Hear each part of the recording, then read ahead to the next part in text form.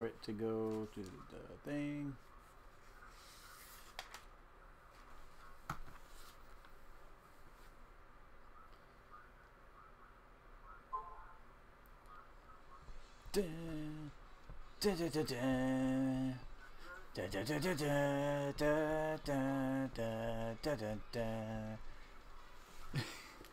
Hello, everybody. You know me. Okay, no, you don't. But you know who I am. I'm Issa J. That's the wrong bag. Smart Wrestling Alliance Heavyweight Champion. And I'm sitting next to Liam Landry. That's right. Yes. So, how was your week this week, buddy? It was fine. Just kind of a normal work week. Yesterday my work had their Christmas party. Mm-hmm. We went to Ruth's Chris Steakhouse. Okay. Yeah. And we had the full menu available to us. Me and two other guys that were sitting right next to me. We got this big 22-ounce ribeye steak. The cowboy ribeye. Nice. They were like, we saw that and it's like, yeah, we gotta get that. I mean, it's a cowboy ribeye. I think we were the only three that ended up doing that. A lot of people actually got the filet with the lobster tails. Ooh, But everything was delicious, especially when we got to desserts. I had the creme brulee. That was real good. But then I had someone else's cheesecake. That was even amazing. And their cheesecake is like this. Ooh, nice. That's the size of the cheesecake. It was That's a nice size ridiculous. cheesecake right yeah, there. but it was very tasty. Nice. So I got really full. I waddled out of that party, definitely. Sounds like a good party right there. Yeah. My week consisted of season 2. Well, my last 2 weeks consisted of a season 2 binge of BoJack Horseman. And guys, if you haven't seen that show yet, go check it out. We are going to do on my first page, my geek page, Skeleton Productions. Liam and I are going to do a season 1 of BoJack and Game of Thrones breakdown. So check that out. That's going to be a lot of fun. I finally remembered to give him season 1 of Game of Thrones, so we can finally do that. And we're just going to go season by season. That's a deal. That's a deal from the bag. I don't think we ever said that on the podcast. Oh, okay, yeah. But yeah, he was telling me to watch Game of Thrones season 1. I was saying you should watch BoJack Horseman. He was like, okay, what if I give you the Game of Thrones DVD and I'll watch BoJack Horseman, and we agreed to that. So now I have the DVD, so I'll go with my end of the deal. Watch Game of Thrones. Just so that you're aware, and if you haven't seen Game of Thrones or BoJack Horseman and you want to, definitely go for it. Both shows are amazing, but for season 1, the first 3 episodes are a bit slower paced because they're setting up the characters. Yeah, and then things just start happening. So I know you like to give it a few episodes before it really gets into it. This show is very much like that. They're setting you up in the first couple, and it's a lot slower paced. So don't be too turned off by it early on. But yeah, and then my girlfriend had a birthday last week, which is why we're not able to do the podcast, and got to go to an escape room and do stuff with her there. That was a lot of fun. Did you escape? We did. Ah, yes. Because if we didn't, I think we'd still be there.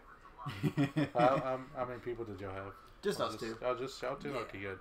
Because the last few times I've just done it with DJ. And it was just us two. And that causes the struggle there. Because we can get past, but it's like a room with 50 puzzles. So 2 people can only do so much. Yeah, we gotta do one. Right, you, me, and DJ. Smart Wrestling Alliance version. But, yeah, it was really fun. And then the week after that has just been a lot of working and catching up on the movie Trivia Schmodown show. So, yeah, just a lot of that. Yeah, this is an escape room movie. Did you see that? I did see some of it. And then I think Deborah Ann Woll is the only big name in that. And if you haven't seen her in Daredevil or True Blood, you might not know who she is. Tried started watching Daredevil. It starts off a little slow. I would at least think it picks up as the first season goes on. Jessica Jones is a lot better in my opinion. Well, I liked Luke Cage. I like that. And I was trying to go and I was like, oh, let's watch the second season. And then it's like, this character is dead. And it's like, when did that happen? No, it happened in The Defenders. Which means I had to watch all the other shows to understand how The Defenders is going to go down. Yeah. So I know all the backstories. And then I was like, you know what? Never mind. Yeah. Well, apparently, did you hear? Luke Cage, Iron Fist, and now Daredevil has been. So I'm guessing once season 2 of The Punisher is out and season 3 of Jessica Jones is out, they're gonna get canceled as well. Yeah. Well, you know, Disney's starting up their own streaming service, so I'm assuming it's for that purpose. They're trying to get them off of Netflix. Yes. Put them onto theirs. Well, apparently they're not going to do any R-rated stuff or MA-rated stuff on Disney's streaming service. At least that's what has been reported so far. They might change their mind later on, but it just seems like a big folly. It's just Disney trying to be a monopoly when that's technically illegal. Yeah. Well, I mean, I guess we'll get into more monopolies later. But very much so. Any more before we go on to into wrestling? I think it's time to get straight into wrestling. Like Mr. Rocky Dwayne Johnson says, let's just layeth the smack down. Okay. We're going to start with news outside WWE then? Let's start it. Yes. I'll give major implications, major impacts and implications for the future for the last event for New Japan. I have not watched the full event yet. I've watched, just this morning, I watched the last 3 matches because they had the biggest implications of this. But it was the finals for the World Tag League. We had Ospreay versus Taichi in a #1 contendership match for the Never Openweight Championship. Ospreay making his return after injury. We have the Never Openweight Championship match between Hiroki Goto, Kota Ibushi. I don't know why I keep forgetting his name for some reason. And then we had the World Tag League Finals. So Ospreay beat Taichi in there. It was a big match. You know, selling the injury still. Apparently, it was actually a tear in the muscles that controlled the contraction of the ribs. So which is probably why it took so long to heal, because you know every time you breathe, it's not a muscle you can rest. You know. But Will Ospreay ended up prevailing, winning, and he's going to challenge the winner of the Kota Ibushi Hiroki Goto match, which was Kota Ibushi becoming the new Never Openweight champion. He finally got gold in New Japan.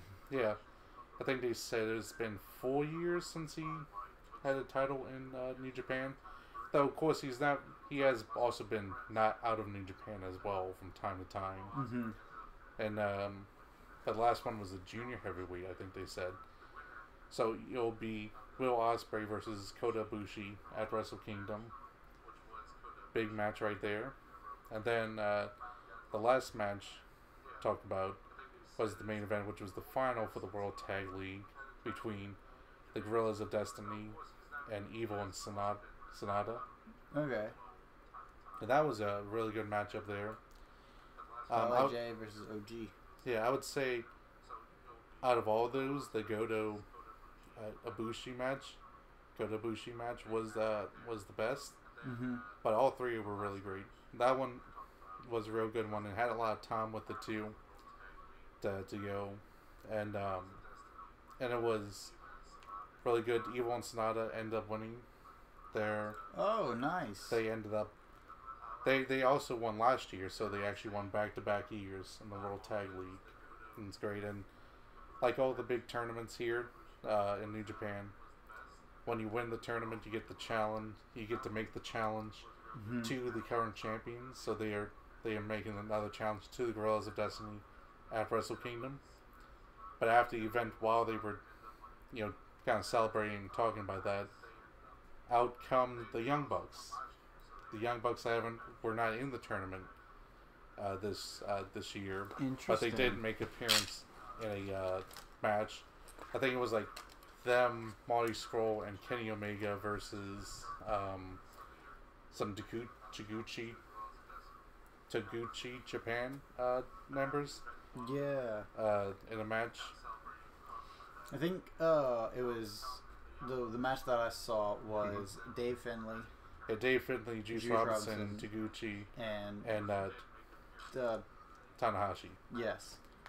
But the Young Bucks came down, and they kind of said, like, we weren't in this tournament, but we've been facing the grueling test of 14 years in the business as a wrestling tag team, and we're the best in the world, and we're gonna cash in our rematch clause to Guerrillas of Destiny because they never got their rematch for the title. So it looks like at Wrestle Kingdom, it's gonna be a triple threat match. Ooh. Guerrillas of Destiny, Young Bucks, and Evil and Sonata. Oh, it's gonna be a good one right there. Yeah. January 3rd, I believe. Yeah, so that at Wrestle Kingdom is definitely looking stacked, Yeah, the Kenny Omega, Tanahashi. That triple threat. Yeah. And then Will Ospreay versus Kota Ibushi. Then you have Kushida versus Kushida versus I also blanking his name. Taiji Ishimori. Okay. So it's Kushida versus Taiji Ishimori. Those are all some real dream matches there. It should all be really wonderful stuff. And then I also have Jay White versus Okada. Okay. Which should be good. Something that they've just been building up for quite a while now. So,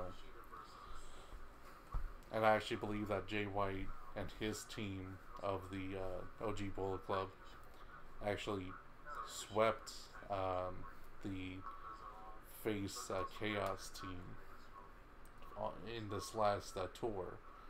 So it's going to be kind of their sticking point with going into Wrestle Kingdom. So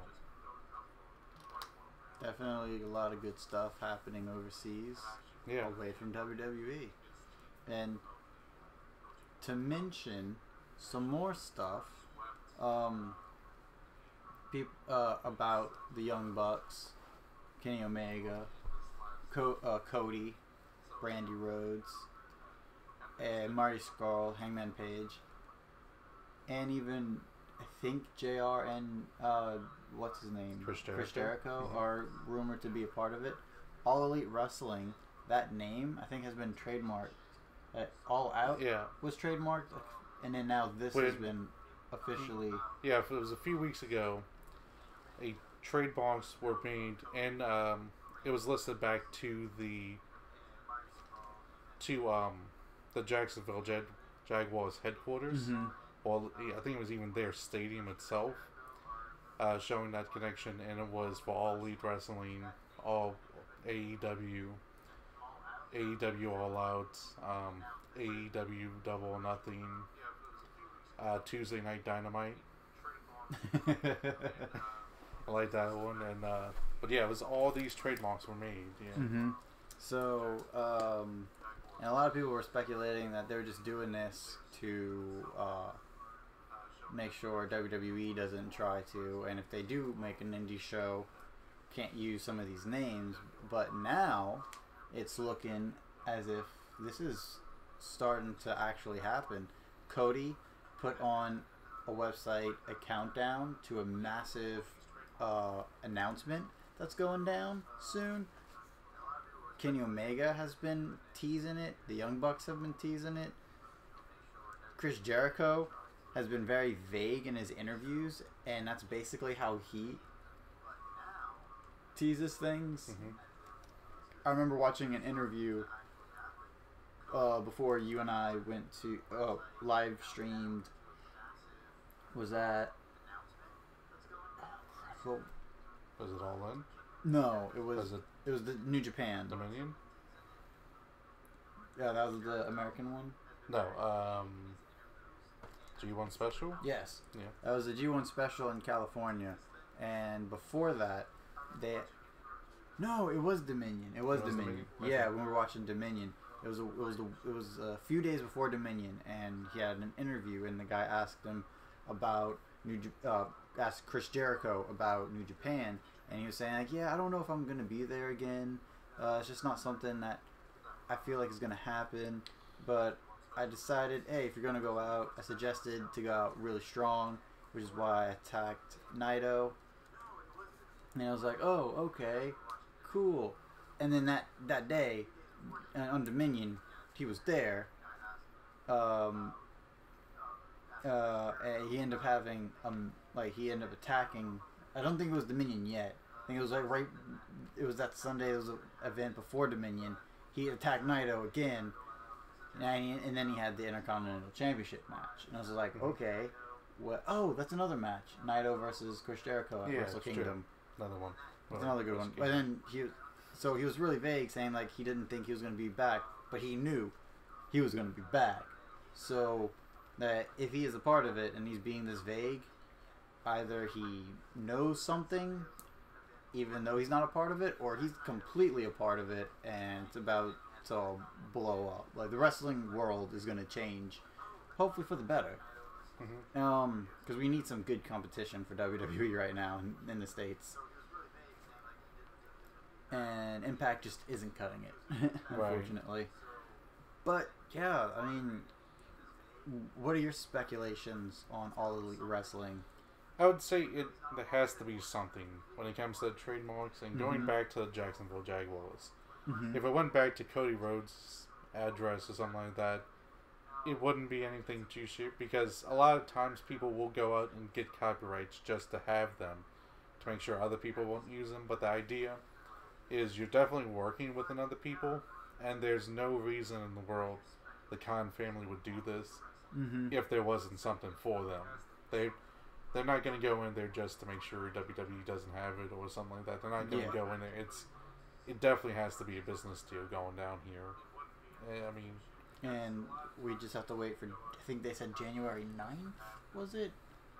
Yeah, something like that. Yeah, we just have to wait for that big announcement. And I know all of us wrestling geeks are going to be like some completely tuned in, especially the ones who like to watch indie stuff outside. Not so much just indie stuff, but just professional stuff outside of WWE as well. Yeah, and it's going to be wondering what they're going to do, because the head of ROH has gone on the record in the podcast saying that the Young Bucks and Kenny Omega, they're not going back into WWE, not going back into ROH. They're doing something else. So they're definitely not re-signing those contracts. And since it doesn't really seem super likely for a WWE run right now, because of other things said by people like Dave Meltzer and all. Because Dave Meltzer was saying that WWE was trying to get talent from New Japan, but didn't get the ones that they were looking for. So it seems to be hinting at the Elite. So it seems more and more likely as it goes on. Yeah, that's another thing that's like borders the line of WWE and outside of WWE is them looking for all the rumors of them looking to sign the Elite. I know Steven Larson, Cultaholic, What Culture, Wrestle Talk, and even Brian Zane has mentioned this before. And I've seen on like other news sites as well. It's just, if they were looking for the Elite, what would the Elite be able to do there? They could go to Raw and be completely misused, go to SmackDown and just be lost in the shuffle, go to NXT and which they are too big for. It's just, when those rumors started, I know you were definitely one of the ones who was saying that it's just rumors. They may be looking at stuff, but you don't see the Elite signing with WWE. especially with what they've said on the record many, many times. And you also don't change see the world in WWE. Mm-hmm. And also how you were saying it was just leverage to get better deals from New Japan. Mm-hmm. So now it's looking like that plus their own promotion. So, and I have a feeling that Mr. Christopher Daniels, Kazarian, and who's the other one? There's one more. I can't not remember his name. But it looks like they'll also be there. Joey Ryan when he gets back from injury. That's another injury that I heard about recently. I think it's a while back though. Yeah, the pectoral. Yeah. There, yeah. We talked about him in the one podcast earlier. I know he'll be there when he's healed up. I don't know if I got to say I actually did get to see that MLW episode with him and Hornswoggle. Okay. Teaming up and saw him in the sling and all. Mm-hmm. But yeah, you can definitely see like a lot of these guys who have worked with the Elite being in their promotion, and a Joey Ryan type and SoCal Uncensored type. I just don't see them being able to work in what WWE has right now. So we're looking forward to January as wrestling fans, not just because of Wrestle Kingdom and the Royal Rumble, my favorite pay-per-view. And also New Year's Dash. New Year's Dash, yeah. Which is another New Japan event that they have January 5th. Okay. Oh, wow. 3rd and the 5th. Yeah. But also, Cody Rhodes, his major announcement with the Elite, and I guess basically what's gonna be the new dynamic of NXT moving forward, because their takeover is coming up soon as well. And I'm pretty sure that's all we have right now outside. Do you think of anything else? Yeah, there was some other news. In sad news there, they had at what appeared to be a House of Hardcore event, which is the promotion run by Tommy Dreamer. Okay. They had Cass, a big Cass there, formerly from WWE, and he apparently had a seizure and collapsed to the floor. There was tweets and pictures, pictures tweeted out showcasing that. So we hope him all the best and his recovery. Yeah, we and know hope that's someone not super serious. We know someone really close to us who has suffered with seizures most of his life. Yeah, and we know how intense and scary they can be. So we definitely hope Big Cass gets 100% healed up and he's able to move forward, and this isn't a consistent affliction. Yeah.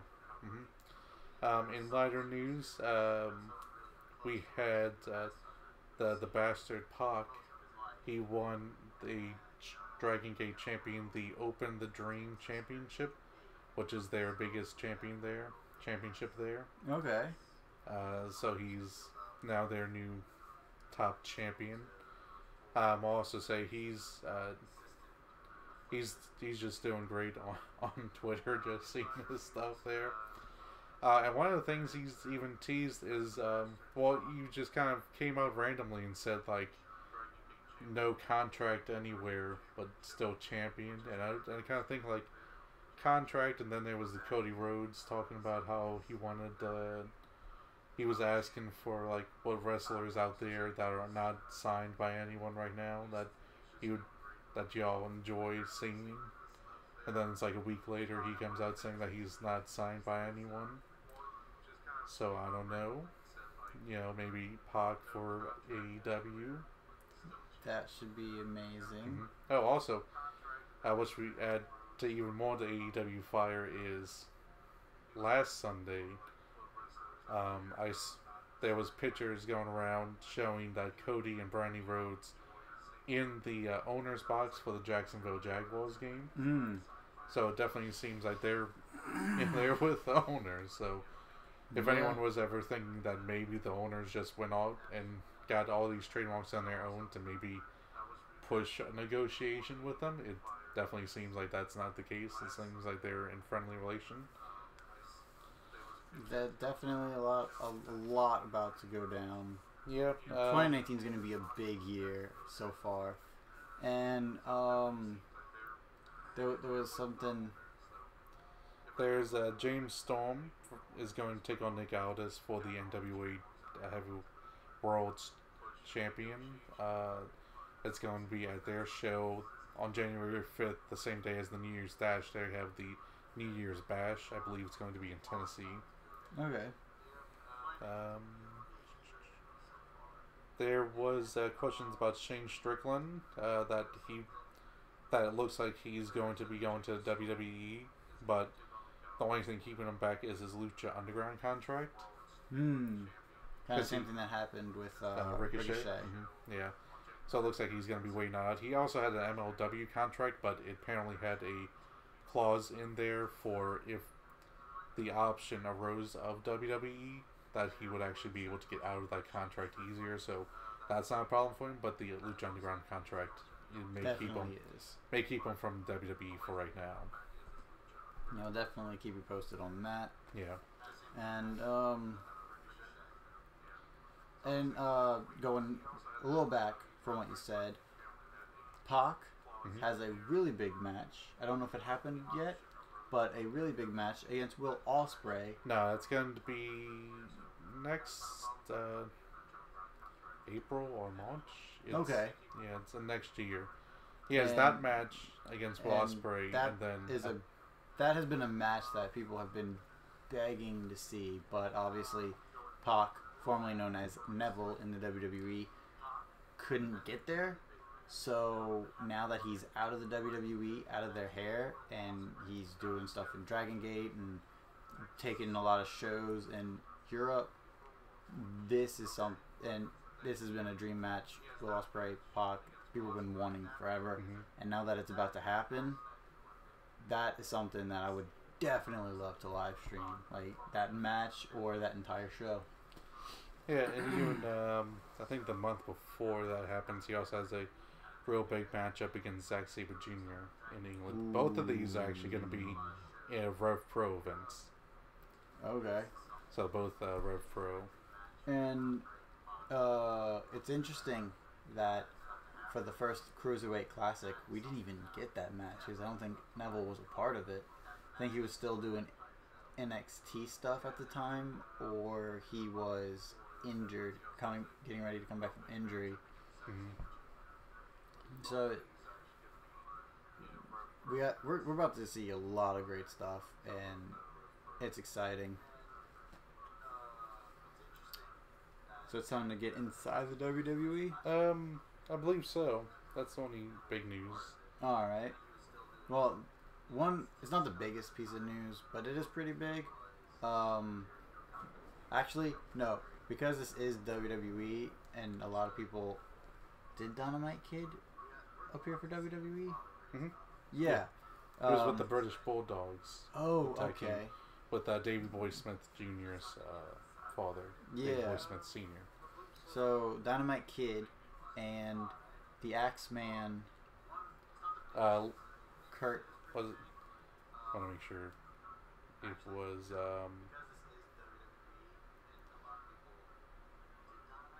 I want to make sure I'm saying this with the right name here.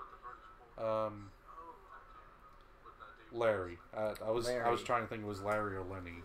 But it's Larry the Axe Henning. Larry the Axe Henning and Dynamite Kid has recently passed away. Like we do for all major passings, especially when it comes to the people who shaped the wrestling world while they were there. We like to give a few seconds of silence to respect what they've done in the ring. So,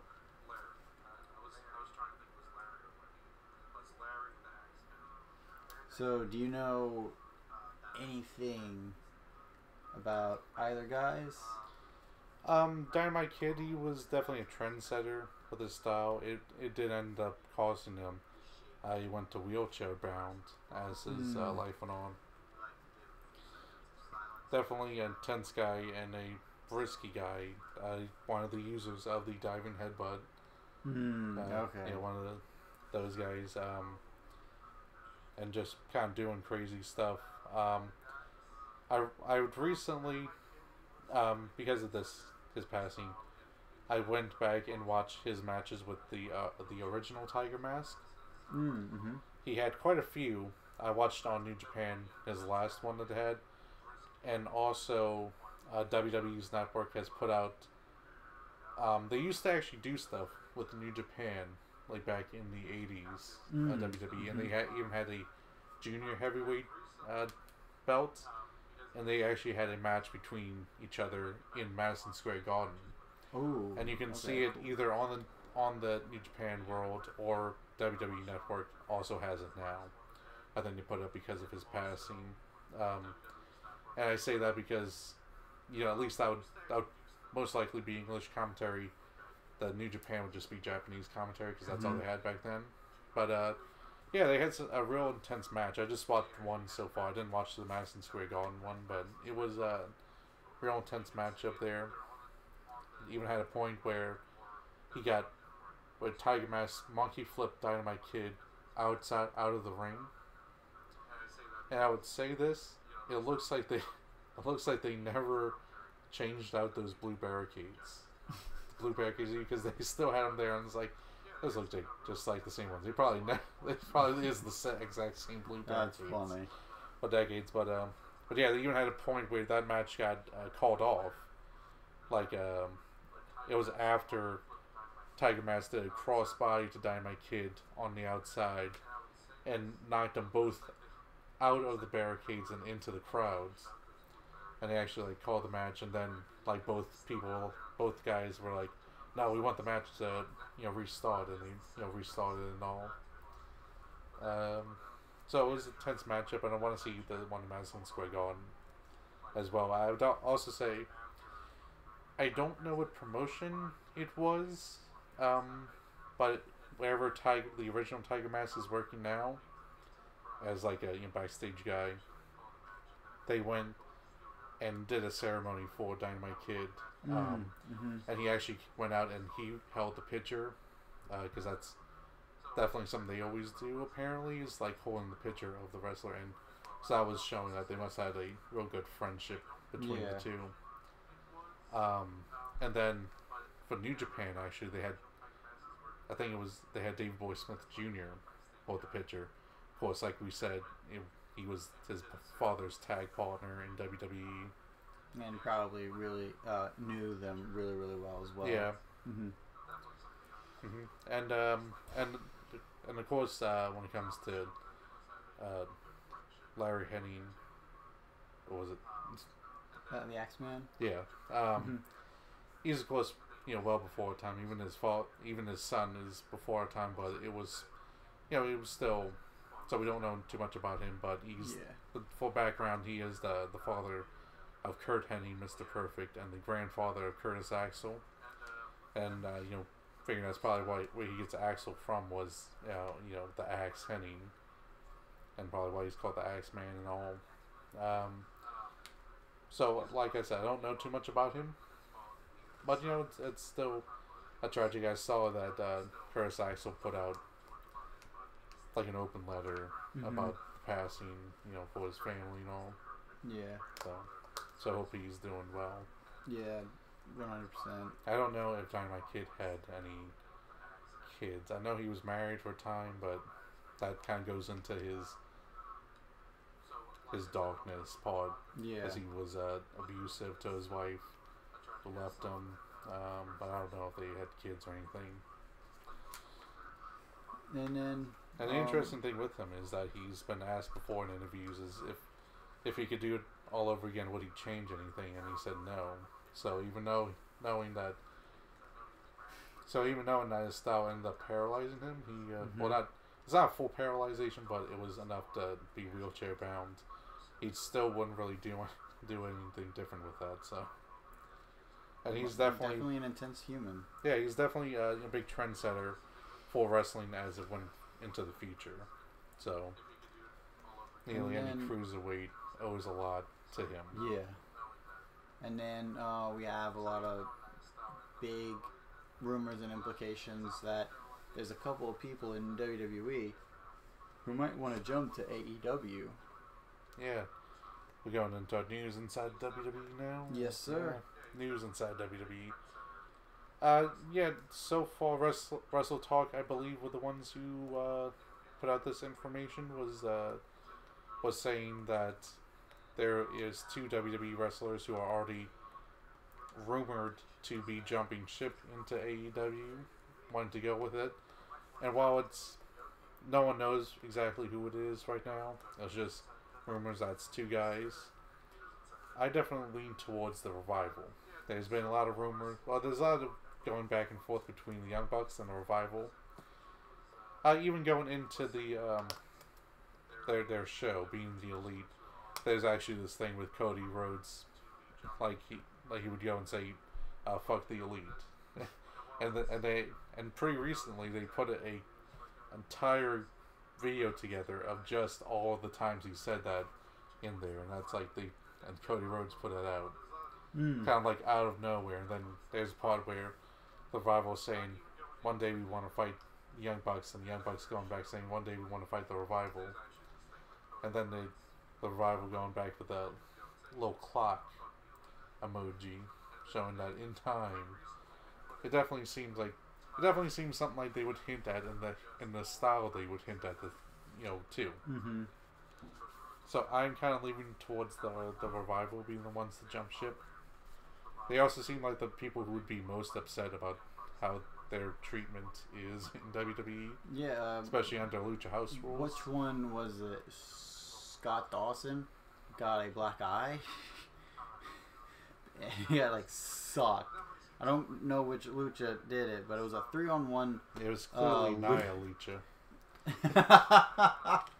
But that was a 3-on-1 handicap match.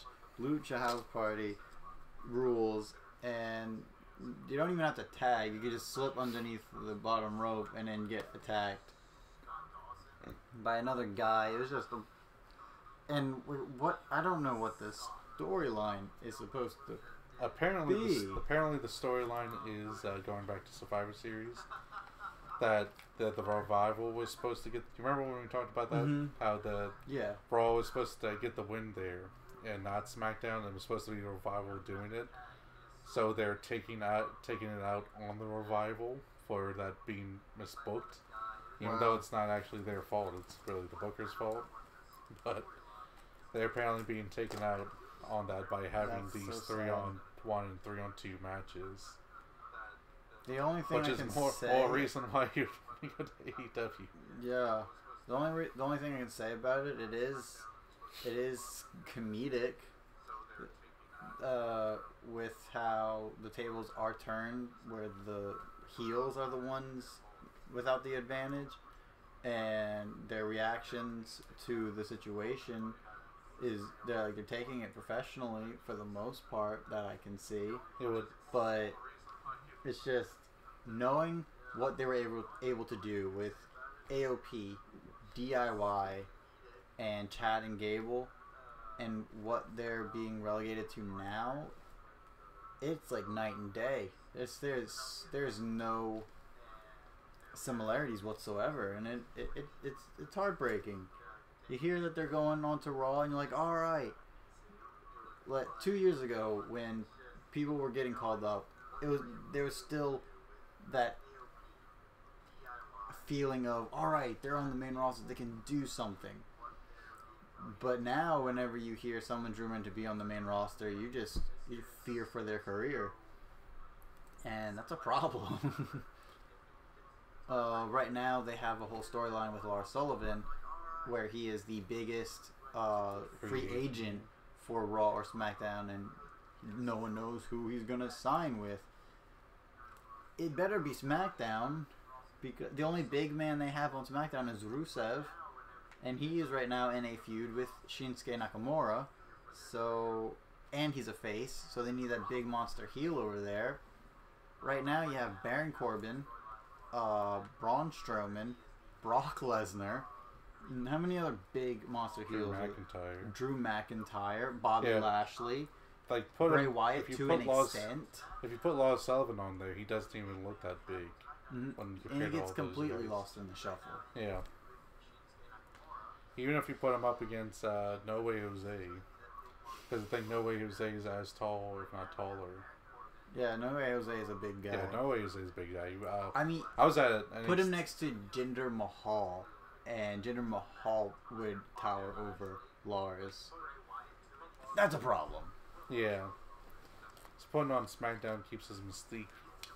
So that's probably why he's going to Raw.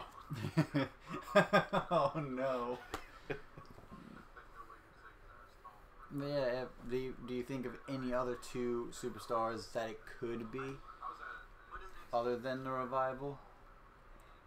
Those seem the most likely. You hear a lot of people say the Good Brothers, but Carl Anderson is always going on Twitter saying how he likes the situation. He likes the money that they're getting. It definitely seems like it's supposed to be their retirement, basically. It doesn't seem like they want to keep kind of transcending.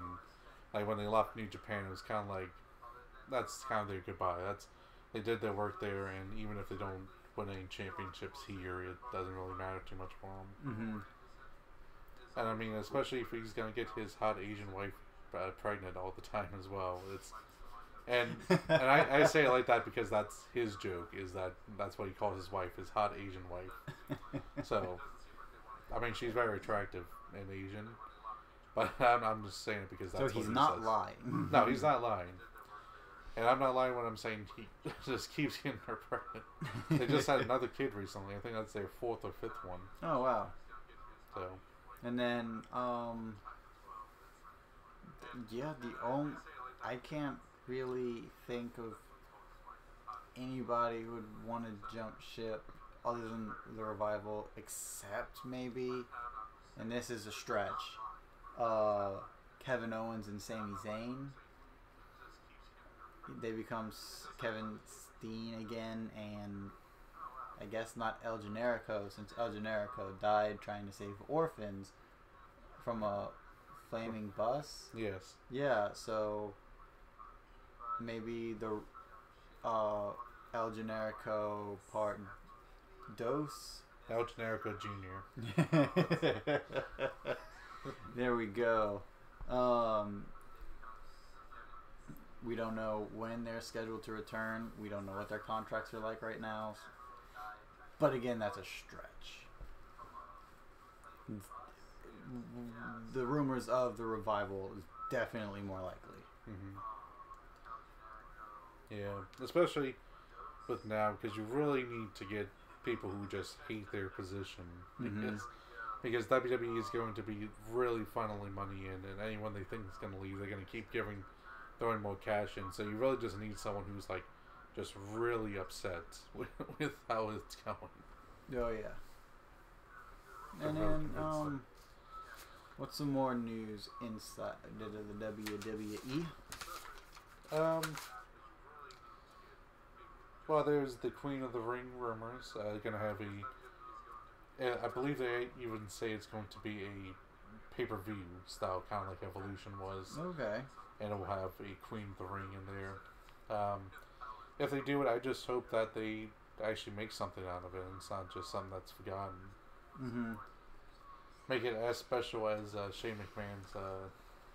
Well, no, that's how Queen of the Ring handles Shane McMahon. Has to come in. He's the Queen of the Ring. Yeah. He's the best in the world and the Queen of the Ring. Yeah. Oh gosh, let's not give WWE any more ideas to ruin things. I would already know who I would want to keep out of that tournament, and who I would like to. One of them is Shane McMahon, of course. Avi. And now there's Stephanie McMahon. Avi. But I mean, in proper talent, I would not want to see Becky Lynch in there, because I actually want to see her be champion well past WrestleMania. I want her to keep that title,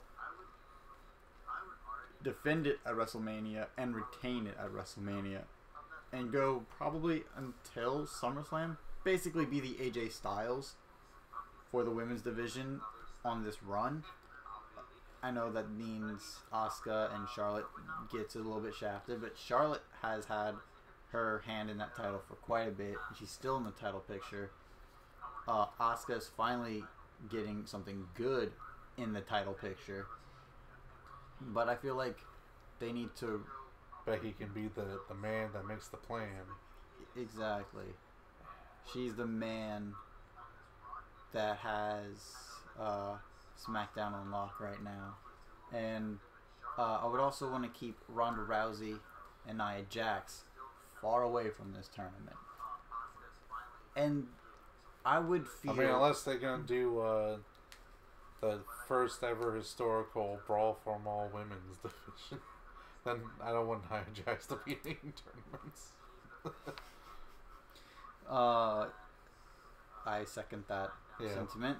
But I would actually not want... And I know Bayley deserves something better than what she's getting. Ember Moon, 100%. Sasha Banks, again, deserves something better. Mickey James and Alicia Fox deserve something way better. If we're going to be here saying all the people that deserve better, we're going to be here all day. I was just talking about on Raw roster right now. Which is in the Riot Squad. So every woman that isn't in the main event right now or has been champion deserves something way better than what they're given. But I would not want Raw to win it. I would actually want someone from SmackDown to get it. Someone who has appeared in the finals of a Battle Royale. It's gonna be Charlotte because it's Queen. I said keep her out of the tournament. I know. I'm saying what it's going to be. Well, let's not get too wrapped up into this yet. But I would want it to be someone who faced off head to head in a Battle Royale, one of the final two, against Asuka, held her own, looked really, really good. Someone who I've been a fan of since she debuted on Raw with Paige and Mandy Rose.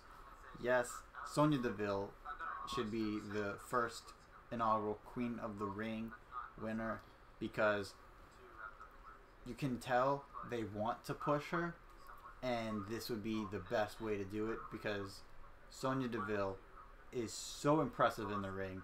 She moves so fluidly, and she has such a good moveset.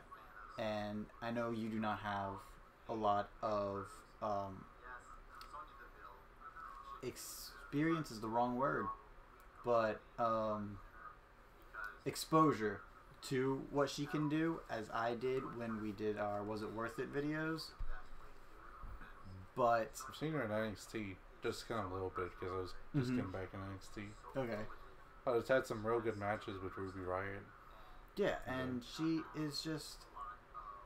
Oh, Sonya Deville and Ruby Riott that had the feud? Mm-hmm. Okay, yeah. Dang it, I want to go back and see those. It was like their last minute feud because they were already on the main roster, but it was still feuding. Yeah. Some miscommunication there. But, you know, I agree with Sonya Deville being there. I'm just thinking now it's going to just be Charlotte because of the Queen title. But I would also say I saw on Steven Lawson's Going In Raw podcast when they were talking about that, they both picked Sonya Deville as well. So yeah, I've been behind Sonya Deville. They're saying the best since I saw her. They were saying the best people for it would be Sonya Deville or Ember Moon, but they say because Ember Moon has more behind her already, that Sonya would do better getting it. Oh yeah, Sonya would need something like this to solidify her as not only a threat in the women's division down at SmackDown, but also someone who can hang with the top three, which is Charlotte, Asuka, and the man, your SmackDown Women's Champion, Becky Lynch. And just seeing her in the ring with Asuka and being able to keep up and at a time looking like she was about to win, she is the clear choice for this, without a doubt. And like I said before, I've been a fan of her since I saw her on Raw when she debuted with Paige and Mandy. And when she had her match against Sasha Banks, I wish I could bring that up and show you that match because it was that good. It was so clean, so crisp, and they just let Sonya Deville win clean. There's people behind Sonya back there, but they need to do more and show just how great she is. And she's really funny on YouTube as well. And Twitter. What else is there, sir? One other thing. They also had another passing recently from what was it, the weekend? Because I think he passed during the weekend. Former President George H. Bush passed, and the reason it has implications into Raw, in WWE, is because the rumor is that Raw was completely rewritten after the news because they were going to be in Texas, which is where the Bushes are from, and they were thinking that people are going to be sad because of the passing, and they wanted to try to elevate people's spirits by having all the faces go over, just trying to make it a nice night,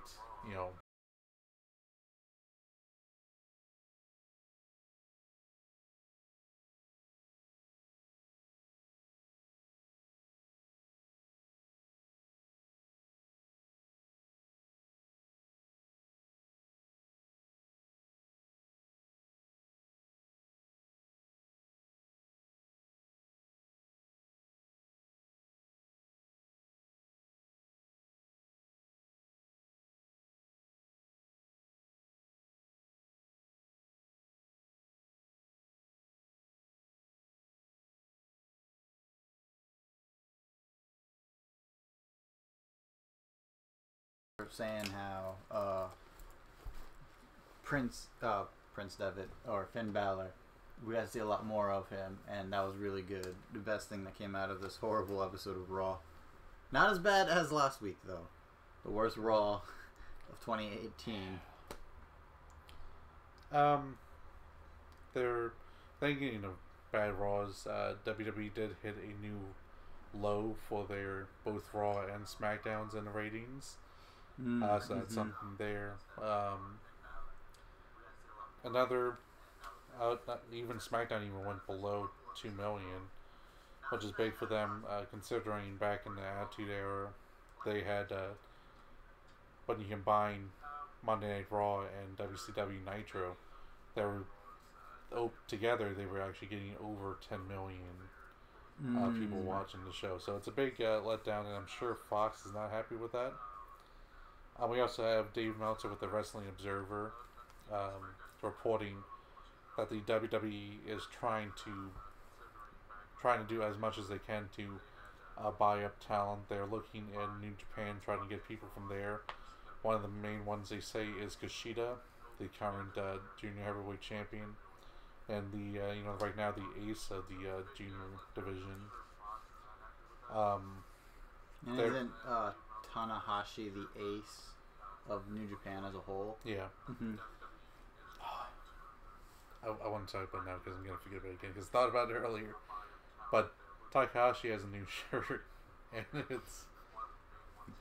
it's. I can only imagine what it's going to be like. It's a shirt, and it has like this baby that's still in the womb looking thing. Like his umbilical cord and all just kind of floating there. It's multicolored, and it just has a little speak bubble that says "I can do it" or something like related to that. And I was like, yeah, it's Takahashi. That's definitely his shirt. He definitely designed that. But back to what I was saying. Looking at Kushida to bring him over. I'm going to think either for the 205 Live division to spruce it up, or for NXT Japan for the continued global localization that Triple H talks about. More like global monopoly. Yes. See, I told you we'd get back to the monopoly. And you were thinking we were talking about board games. No.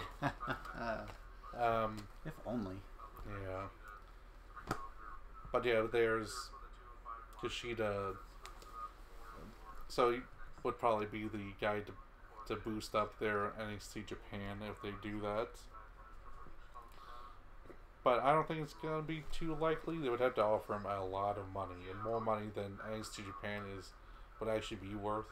It should even be noted that NXT doesn't actually turn a profit with all their shows and stuff. I think mostly because that's depressing. Yeah, it's mostly because of the fact that they hoard all this talent. Like, if you ever watch like a video from it's like this video for where we ask questions from all the NXT people, and you go and like watch and it's like, I've never seen any of these people. What do you? And it's like, it's because they use like maybe 30 to 40% of the entire NXT roster on the show.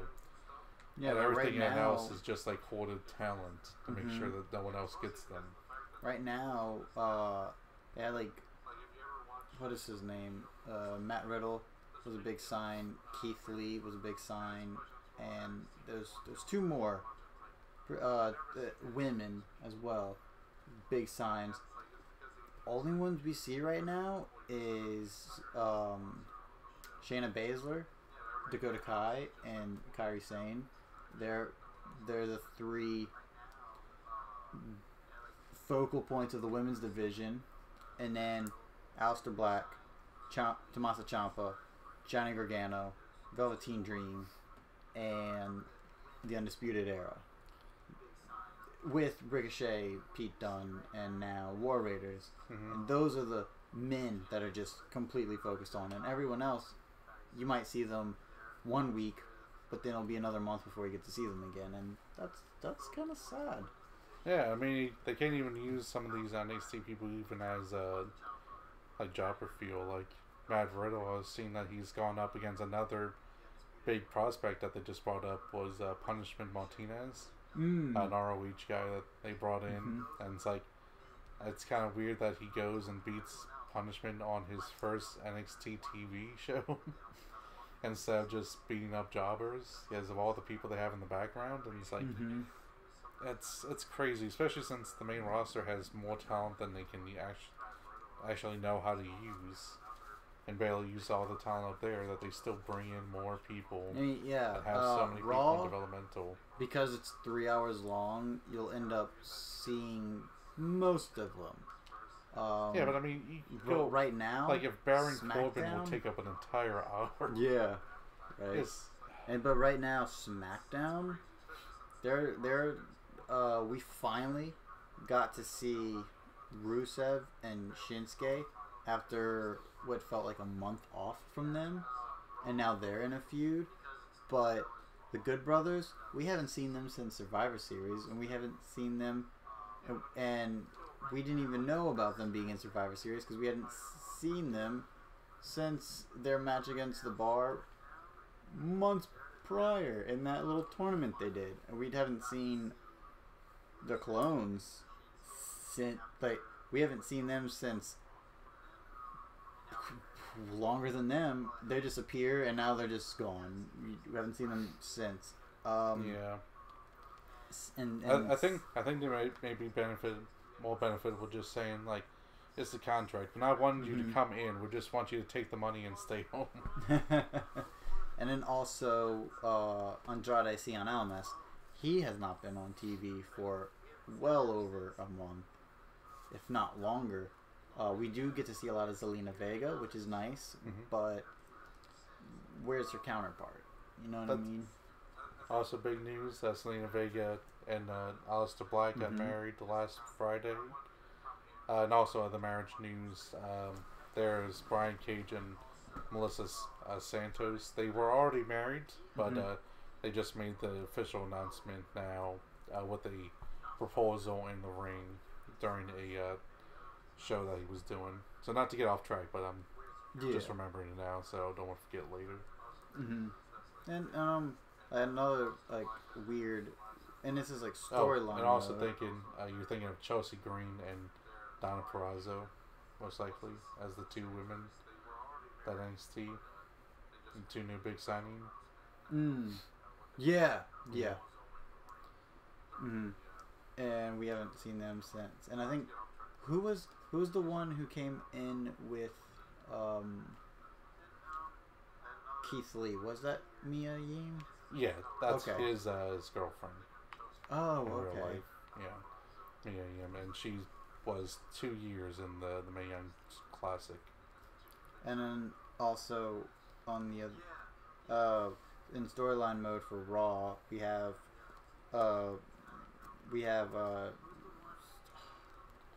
Rhino and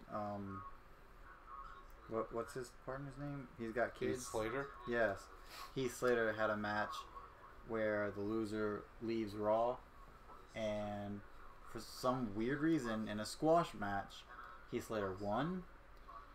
So Rhino is That's off squash of Raw. match because Rhino just wants to get home. It's like, I wasn't being used anyways. Let me just spend my time. Yeah, so that's weird. That's kind of upsetting because I've always been a fan of Rhino. He's a fun character. It feels like it's just trying to get some cheap heat on Baron Corbin.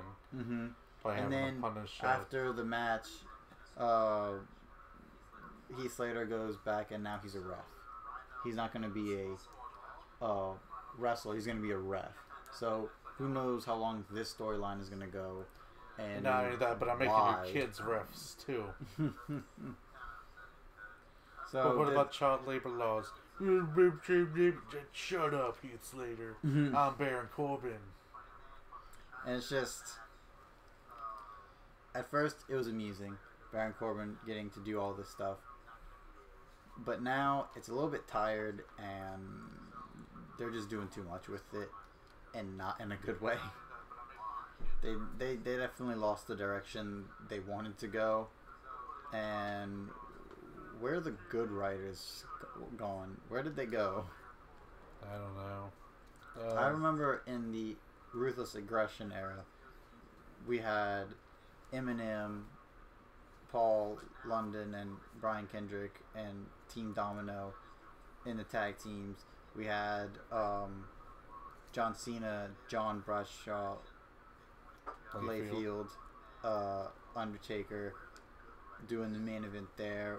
We had Drew McIntyre making his debut, having a feud with Matt Hardy. We had CM Punk over there.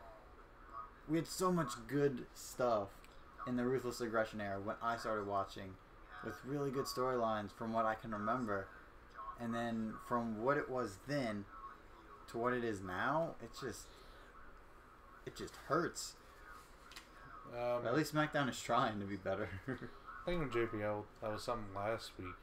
Did you see that he got really drunk and got on Twitter? Oh boy. And was calling out Cody Rhodes, and he said that it's like, if I was in a match with you, I'd kill you, just like if I was in a match with your father. And it's like, I was like, Jesus Christ. I know that he ended up blocking, I think, one of the Young Bucks. I saw that Cody Rhodes tweeted something and the Young Bucks sent a picture about how John Bradshaw Layfield blocked them. It was like, oh boy. Oh boy, oh boy. But yes, anyways, they have way too many people on the roster already, and they're trying to get more. Because they're being very aggressive, and according to Dave Meltzer, they're trying, they don't care about the money right now. They're not going to offer big deals. They don't care about contracts. There's even people claiming that they're actually doing some contract tampering. Basically, when a person is under contract, you can't approach them offering your own contract. That's against the law. But it's been said that WWE still kind of does it, even though, especially when it comes to, say, like New Japan and their talent, because they kind of under the impression, at least, that New Japan's not going to go through with it, especially because it's difficult for them because they're in Japan and they'll have to come to America, file in American courts and everything about it. For the most part, it's people saying they don't do that with ROH because Sinclair actually sued them in the past for contract tampering. So they kind of avoid that, but for a lot of smaller companies, they really can't do anything against WWE's legal team. Yeah. So, other things, other news.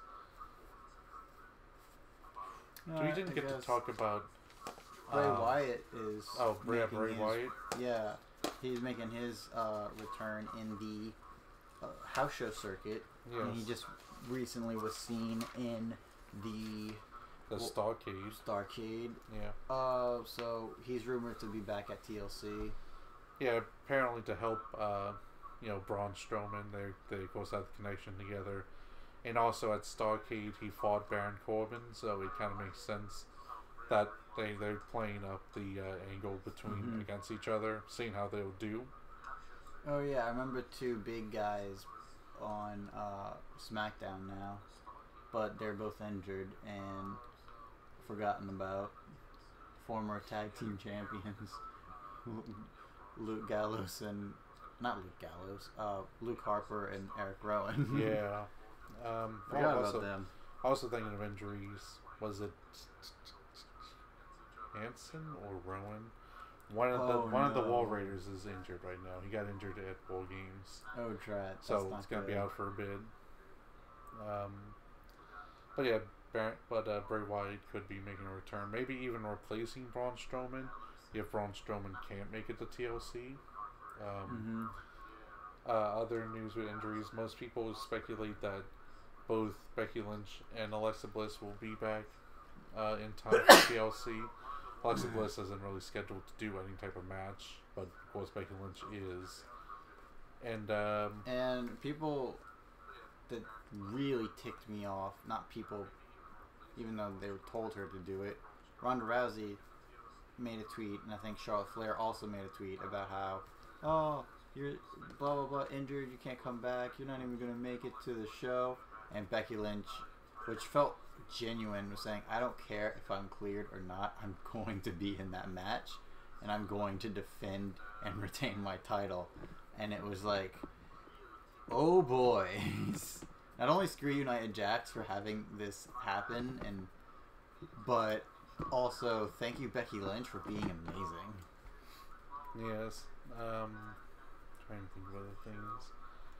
I saw with that. Don't you think that that Asuka's in there to take the pin? But there's no pin. Oh, what is it? It's a TLC. It's a TLC match. TLC. Yeah.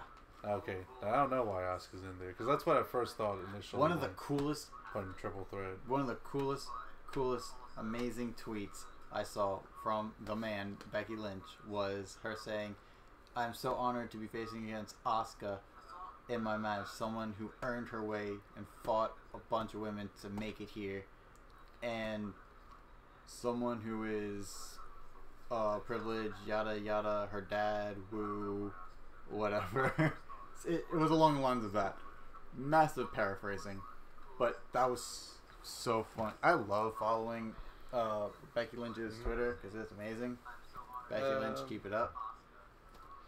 But I don't know what things. There's also rumors that you won't like this, but Becky Lynch losing the title. I heard about that. Losing to Asuka, and the reason to do that is to go over to Raw to compete against Ronda Rousey. So they have a WrestleMania match together. The rumor is that she faces Ronda. No, she loses. Wins the Rumble.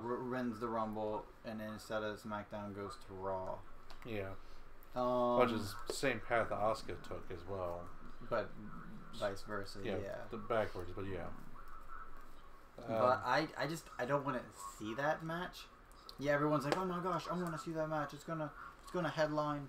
It's gonna main event WrestleMania. I want to see that match. Oh my gosh, it's gonna be amazing. I don't want to see that match because I don't want Becky Lynch to get another concussion.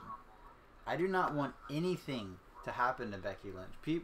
There were people saying how her steampunk attire, her goody two shoes stuff, people couldn't get behind at all. They weren't the biggest fan of her, but they weren't watching her in the ring like I was. And I know you said that you weren't the biggest fan of her as well. But now that she has taken this new role and ran with it. It was more that she was real good, but she wasn't on the level that Charlotte, Bayley, and Sasha Banks were. If she came right after they moved up, then it would be a lot better. But they were kind of like at the top of the game overall, even to men or women in WWE as a whole. They were kind of the top of the game at the time. So it's kind of unfortunate for anyone to kind of come up during that. Yeah. But now with her new And also it didn't help that she came out with a river dance gimmick at first.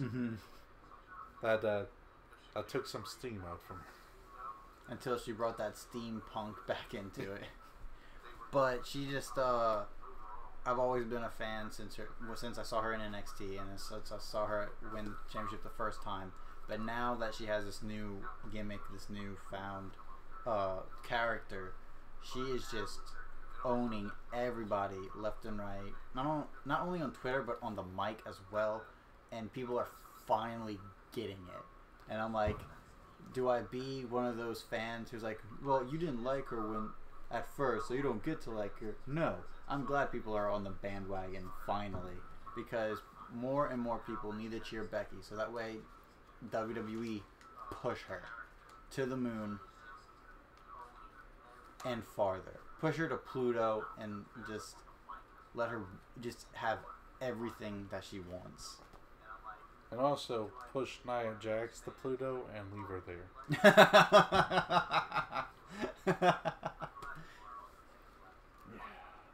I remember when Nia Jax wasn't so hated. Yeah. I remember when she was in that feud with Alexa Bliss, and when she won the champion, everyone chanted, "You deserve it." So. And then something happened along the way. I feel like that was just so long ago. It wasn't this year. It couldn't have been this year, right? That was definitely this year. Oh, crud. Yeah. Other news. Mixed Match Challenge. Did you hear that the winners of the Mixed Match Challenge are going to get the number 30 spot in their respective Royal Rumble? Why did not? Yeah, it's going Who are in the finals now? I know the two teams that lost, which was Jey Uso, I think. And Naomi. Is it Jey? Jey and Naomi. Yeah, Jey and Naomi. I don't remember which one she's married to sometimes. That's Jey. Okay, Sure. and then because they put in Kurt Hawkins, it was Kurt Hawkins and Ember Moon that lost. And this entire Mixed Match Challenge has been a bunch of injuries, replacements, and ridiculousness from the get-go. So I'm pretty sure right now it's Alicia Fox and Jinder Mahal, but I cannot remember who they are facing. Oh, it's Asuka and The Miz, I believe. Asuka, The Miz, Jinder, and Alicia Fox, Carmella, and R-Truth. No, they're still there. And Finn Balor and Bayley. So those four are still there. Yeah. That's why most of the odds are behind Asuka and The Miz. To be repeat champions? Yeah. Because I can't believe Charlotte... I know when it was announced Charlotte versus AJ, they were like, oh, here's your winners. They're Charlotte already gone. and AJ. Mm-hmm. Yeah. Well, AJ wanted out after because of the restructuring of his contract. Oh, okay. So Did she get partnered with someone else then and lose?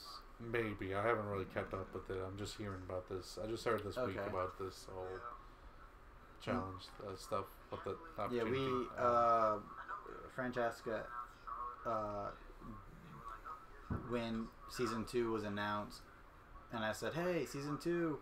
She texted me, "Yeah, no." So I've seen enough of it when I saw a video clip of Charlotte trying to twerk. We don't need that. What was... Oh, the man comes around to Ariel's show tomorrow. I wonder what that's about. Anyways, what the crud was? Oh, did you... There's something about the Mixed Match Challenge I wanted to mention, but... I don't think we get to talk about it because of that's what it is. Oh, not to interrupt you, but do you think because the winners get the 30 spot that if it is The Miz and Asuka ain't winning? I guess not. Because that has implications there too. So who knows what's going to go down at TLC next week, I do believe. Yeah. one other last thing, but I don't think we got to talk about it last week. Mm-hmm. But maybe we talked about it the week before. I don't even remember when it happened, but it was, I was watching the Stephen Lawson show, and someone brought up in their comments about the Raw in Sacramento, saying that it will actually be a double episode, because it's going to be the week before Christmas, and Christmas Eve and Christmas on Monday, Tuesday. Mm-hmm. So they're giving the rest of us off. So they're gonna have to film 2 episodes of Raw and 2 episodes of SmackDown in the same night. Could you Good luck, everybody. Could you imagine that? 6 hours of Raw. Oh, After the second hour, I'm usually like this. Once that third hour is done, I'm like, oh my gosh. And that's fast forwarding the bloody commercials too. But sitting there for 6 hours, I could not imagine going through that. It kind of tempted Steve to go, because it's like, now we gotta go. We gotta see how this turns out. How all the people reacted. Oh, that's great. Yeah, I remember like the week before they were like saying they definitely don't want to go because they'll just be too embarrassed to say that hey, why are you going to the arena? And it's like, oh, I just heard they have a really new good gyro place there. Why do they go to? Because they wouldn't want to say, because that was after like one of the worst episodes of Raw. You know, one of the last worst episodes of Raw.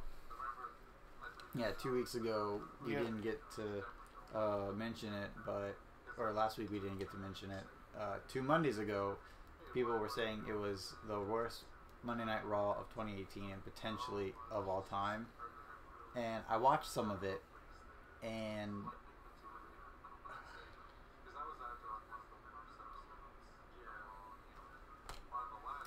I don't know why I did it.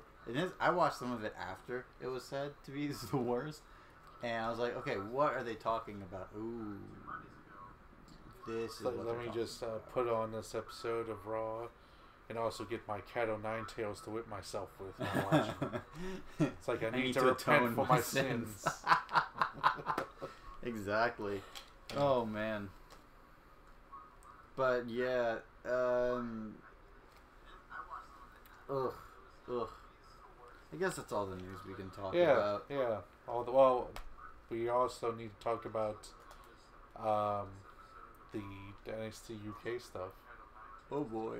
Yeah. Oh yeah. That as rumors are going, I think it was Wrestle Talk that came out with this initially, that they have new contracts now for the NXT UK that's going to take a lot of the talent on there and make them so that they're exclusive to NXT UK and to groups affiliated with them. And even a worse thing is that when it comes to promotions affiliated with that NXT program like Progress and ICW, there's now apparently a buyout, or well, it was even said before that they signed a contract with WWE and have a buyout. So at any point in time, WWE can just go like mine and buy their company for the originally agreed upon price. So this is crazy. It's definitely a blow to the independent scene in UK, and it's definitely showing their motives that we already really assumed, which was domination. Mm-hmm. You know, you don't have a company that all of a sudden, you know, they make the NXT UK thing, or they make the title, at least, do nothing with it until you find out that there's going to be a wrestling show in the UK on TV, and then they go in, get as much talent as they can, and start putting on their own show. Seems incredibly suspicious, and I would also say, judging by a lot of the reactions from the wrestlers on Twitter, it seems like it's probably going to be accurate, because they're so dismissive and so defensive in a way that it kind of screams it's true. Mm-hmm. So, real blow to UK, no matter what the UK wrestlers see. I say this as someone who lives in what used to be a Mid-South wrestling territory, back in territory days. We can see what WWF did to the entire NWA and wrestling in North America, taking it over.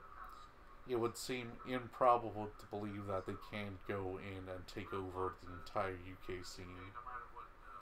Mm-hmm. Especially with that hoarding of talent, as we talked about before. And there's a few guys in the UK scene that has not gone, and some that say they don't want to, like Will Ospreay or now Pac. He doesn't want to go back, and you have guys who right now doesn't look like they're jumping ship, like Joe Hendry or Martin Kirby. But a lot of big names have been announced that they're just, that contract has been signed. Walter, very recently. We know Joe Coffey has and his brother has been Gibson as well, and we knew something was up when British Strong Style was trademarked by WWE, and they did nothing with them. Like, they just completely stopped that. And Joseph Connors, another big name in WWE now. El Ligero. So it was concerning when it was announced, and now the horror story is becoming real, and the concerns are leading to despair. Did you actually see this picture? That's from the movie, from Paige, about Paige, Wrestling with My Family one. Mm-hmm. And that's like them at like a WWE tryout, and that's definitely seems like it's clearly Pete, a guy supposed to be Pete Dunne there. Mm-hmm. Yes. That's funny. Yeah. So, I mean, there's some crazy things, and an unintentionally hilarious thing. Pete Dunne did tweet out that NXT coexists with the independent scene in the U.S. No, it doesn't. And I mean, it's just not a good showing, I would say. It definitely has me worried about the scene. And I understand people saying that it's real strong, but it's not as if it's always been there, and it's not even that it's been super strong to begin with. Now, WWE is going to have a lot of trouble going into Mexico / Central America and Japan, because those are already really well established scenes with big companies that do give people a living from just working for that company itself. But I mean, it's going to be hard for British wrestling, but hopefully they can keep up. Hopefully Rev Pro working with New Japan helps it, and helps it keep going. Yeah, I know that what is his name? Trent Seven was supposed to do some shows outside of WWE affiliated, but has recently had to back out of them, and probably because of this new contract deal. Yeah. Which is that right there shows you how damaging this is going to be. So, New Japan, we hope you can stay a figure in the UK scene and keep it vitalized and ready to go. Yeah.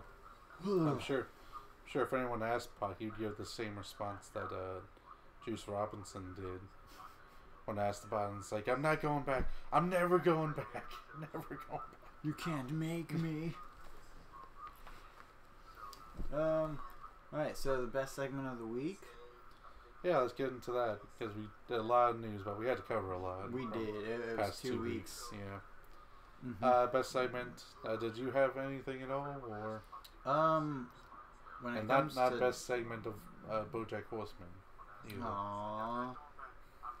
But it was when Mr. Peanut Butter called Diane and it seemed like he knew what was going on, but still made a reference of how he thought there was a woman in the same restaurant, Elefante, that looked exactly like Diane.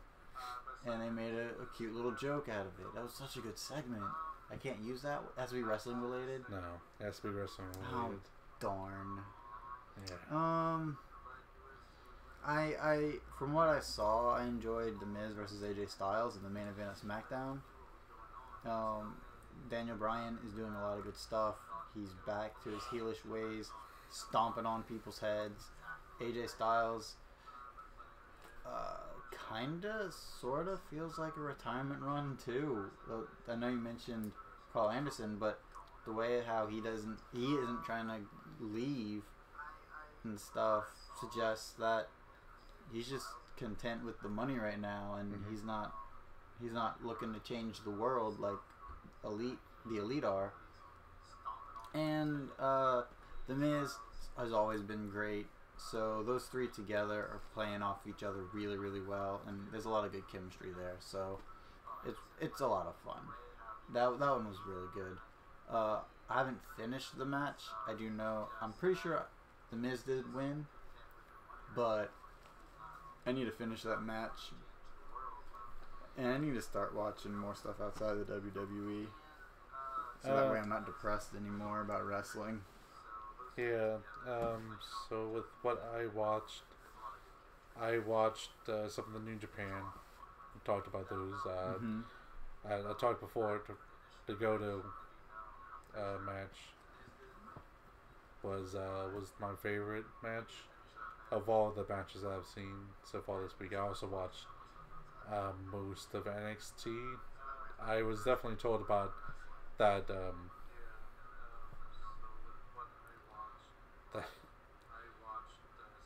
what's his name? King of Bros. Matt Riddle. Matt Riddle versus Punishment Martinez. I heard that was a good one. And it was good, it was just pretty short. But the Hiroki Goto and Kota Ibushi, yes. Hiroki Goto and Kota Ibushi. It was really great matchup there. Became real hot hitting, some real great moments, especially near the end there. It was well paced. Some of my favorite matches in the Cruiserweight Classic was Kota Ibushi versus Cedric Alexander. That was such an amazing match. And Kota Ibushi versus the Brian Kendrick was a really good match. So yeah, so I just remembered how I'm just remembering how they're using Cedric Alexander, and how he's super stale, and the Brian Kendrick, and how he's just a third or fourth dairy, not even a secondary character right now, and it depresses me. But yeah, Kota Ibushi's a great bloody wrestler. Kota Ibushi, yeah. So that was good, and the other two matches I talked about earlier from New Japan were also really good. And then also the Riddle versus Punishment Martinez was good. So far, that's all I really got to watch. Didn't get to actually watch any yesterday. I'll need to watch the MLW match with them. Latest MLW show. It's actually gonna have that one has the debut for Roosh and Sammy Guevara. Okay. Roosh, as we talked about before, when we talked about how he's going to make his debut in MLW, is the leader of Los Ingobernables in Mexico and CMLL. So I want to look at that. That should hopefully be good. Yeah, that should be interesting right there. Yeah. So I'd say that the Goto versus Kota Ibushi match. Remembered his name, yes. Yeah, high five me.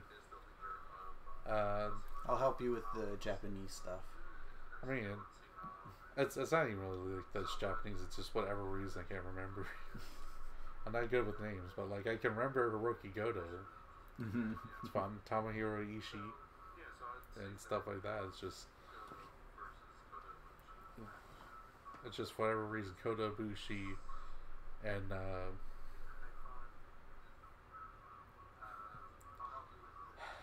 Bone Soldier.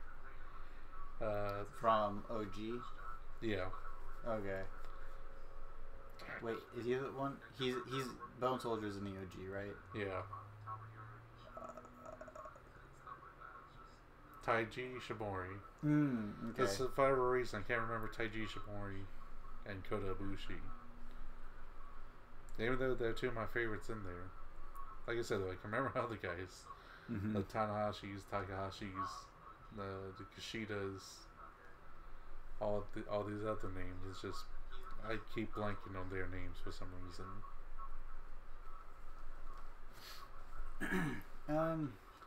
Yeah. So it's all good stuff there. But the Never Open Weight one's the best. Mm-hmm.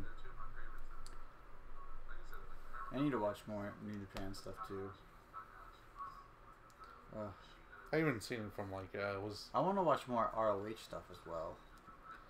I don't know which one it was, but it was like another podcast I follow on Twitter that actually put out like their top 5 matches of the week, and that's why I actually went to go see the Matt Riddle versus Punishment Martinez one. Okay.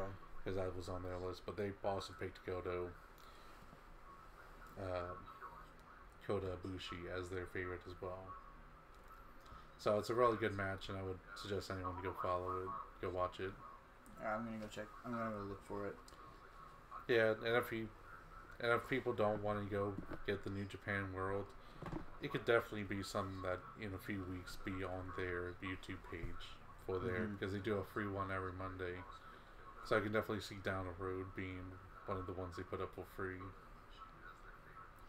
Yeah, and so we're gonna rant about the WWE. Yeah. Yeah. All right, let's go rant about that WWE. So much to rant about. It's mostly just the monopolizing stuff. It's like I know I've seen some people on Twitter that just say like some people are haters of WWE, and they're like, well, why can't people just like watch WWE, let them watch WWE, and it's like, it's not that you can't let people just do that. It's because WWE can't allow other things to exist. Mm-hmm. So that's the problem. That's why there's the pushback, because there's something to push back against. And it's really upsetting because they're taking away from. So instead of, we're gonna do this week's rant a little bit different, if you're okay with it. Okay. Because usually we all pick one, but let's make this an open forum rant, because of all this pushback, they're spending their money on things instead of making their product better. Instead of letting go writers who are clearly out of date and and trying to get all these talents, but then just putting storylines and feuds on the back burner, and it's and you can see it. I remember seeing Ember Moon. She gets the pin over Alexa. She's like, she has a lot of this momentum, and now she's just not even looked at right now because of all this Ronda Nia stuff. That isn't going anywhere. Bayley and Sasha haven't wrestled a proper match. They had a tag team match that they won this past Monday, but they haven't had like a proper feud match, a proper one-on-one in months. And there's something wrong with that. The last match was them two against each other to get that final spot in the Survivor Series, which they both end up being on the Survivor Series team because of how dumb they booked it. They booked the team anyway, which was pointless. Like we want our shows to have meaning, and like Larson said in the last one, nothing matters anymore on Raw. It just doesn't matter. And back to your point, it feels like even more because they're focusing on the monopoly versus the product as a whole. What do you think? Yeah, I mean, I don't know. It's difficult to comment on something that you don't watch. You don't really watch it on the pay-per-views, but it's a lot of hot garbage. And with the monopolization, it's like I can understand some people think that it's gonna be okay, but I think what someone put, you know, the dog in the flaming house meme. It's like a dog with like a little hat and tie, and he's like in a flaming house, and like zooms in on him, and he's like, "This is fine." Well, like someone put that and put Pete Dunne's head on it. Oh no. But yeah, it's like I can even go with Pete Dunne.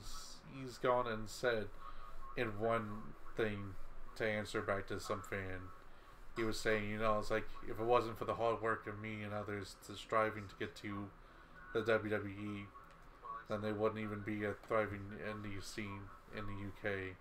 And then later said that the indie scene in the UK has a lot of depth to it and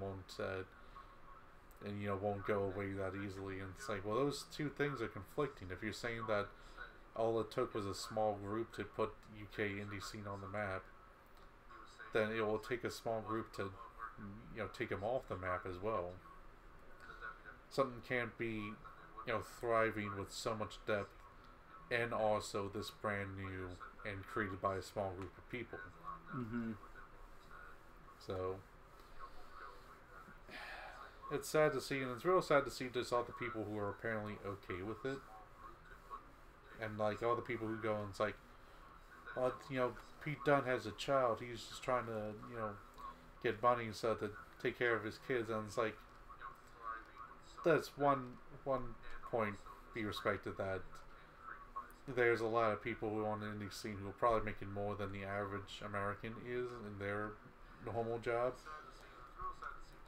Number two, Cody Rhodes has said himself, guy who's been in WWE, that he's making more money outside WWE and can say that a lot of indie talent can, because it's not like these $1 million contracts are the norm there. Those are pretty rare contracts. Mm-hmm. Wanting for a few big guys. I mean, I think Dave Meltzer was asked how much money he would have to offer to the elite to get him over, and he was saying like a $3 million contract. So I mean, it's like, if you're going with that, if it's the biggest names in wrestling is a $3 million contract, then a lot of these indie UK guys, I think the normal starting contract is $60,000 in NXT. Which is great compared to an average American salary, but I mean, like we're saying, people who've been in WWE are saying you can make more money outside of it if you just work hard enough to do it and get enough bookings and things like that. And even then, even if someone's saying like making $50,000, it's, like I said, it's still better than the vast majority of the world. Yeah, is. Not lying there. No, I mean, I think like the average US is like $45,000 a year per person, and that's one of the highest averages in the world as it goes. So even if you're saying 50,000, 60,000, 70,000, it's pretty trivial to say that means it's not as if it's not as if you have all these wrestlers that work. It's not like would be a good guy to pick for that. Someone who's not associated with any big company that's from the British scene. Like you said Martin Kirby before. It's not like Martin Kirby is living in his car or something, and it's like he's barely scraping by. Yeah. Just eating canned beans or something like that. Or Joe Hendry. Yeah. Like Joe Hendry is with Impact, so right now. So that's what I'm saying. Like something that would offer a bigger, more consistent contract. Mm-hmm. But he doesn't do a lot on Impact, and he hasn't done a lot in like the last couple of months. No, still, I'm sure it's a consistent contract. Yeah, I guess. Guaranteed money, But these people still aren't really scraping by, and I'm not saying that these people don't have to make like, I'm not criticizing them for making money, but the thing is too, is you have to ask yourself, why can't these people make money? And it's because of the WWE. They used to have a thriving territory scene where people would make money, good money. I remember, it was actually back. There was a woman, I know her mostly from MLW, but other stuff. She was actually talking about how her boyfriend, like, she was making a joke with saying, like, oh, this guy offered him like $40 to do an 11-hour ride to do a show, and it's like, and like people were criticizing him for that, but she was saying, it's like, that can't even make the. Sorry. Hey, what's up? But criticizing for that and saying that, taking too much. But that actually reminded me of a shoot interview I seen with, what's his name? Damn it. The Elvis impersonator from Honky Tonk Man? Yeah, Honky Tonk Man. He did a shoot where he was talking about how, like, he was asking someone about one of the territories, and he's like, how much you make there? And he's like, $500, and he was saying, like, 500, that's not enough.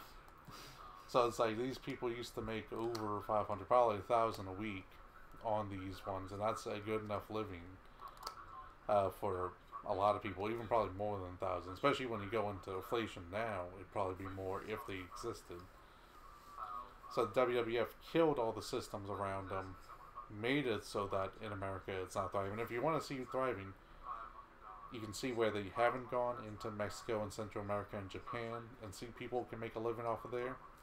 That's where it would have been in America, maybe even more so, if it wasn't WWE. Especially if you had if you had more stuff, you had more competition, even just more different things, because not everyone liked the 80s stuff, not everyone liked the Attitude Era stuff. Mm-hmm. You could have had a whole bunch of different ones. Like, here's your hardcore ones, here's your 90s style ones, here's your cartoony 80s style ones, here's your serious old school wrestling ones. Here's your even more cartoony anime ones. Yeah, here's your comedy ones. Here's your lucha style ones, your high flying, high speed ones. And you could have had that, and you could have had multiple companies with TV deals, multiple companies. You could have a real thriving scene. And let's be realistic here. A lot of people left, when WWE took over. So, I think anyone who's talked about the money that people could make from this is looking at the idea that this whole reason is the reason why people can't make money off of it. Mm-hmm. So I really hope that people can stand up and fight, but I don't think anyone will. So I mean, I think so, we have 5 heroes, right? No, 7 heroes and one of right them now. definitely wears a cape. Wait, who wears a cape? Oh, what is the guy who put the open letter to Brit Wrestling? Oh, okay. Jason. His last name starts with an S, but I can't remember. Oh, okay. He's World Sports Champion. Oh. But his letter had a watermark of him. It was a side shot of him, on it, and he was wearing a cape. I thought you. It was wonderfully cheesy for wrestling,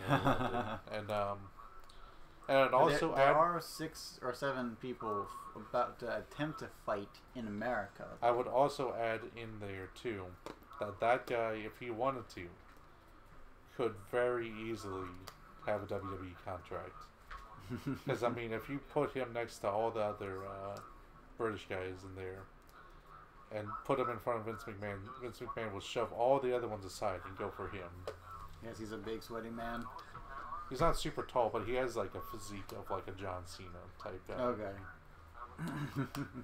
So. But let's hope AEW is a real thing, and we do get that competition that we so desperately need in America, because Cody Rhodes, Kenny Omega, Matt and Nick Jackson, Marty Scurll, and Hangman Page with Brandy Rhodes. Those 7 right there, I do believe, can do amazing things. Look at what they did with All In.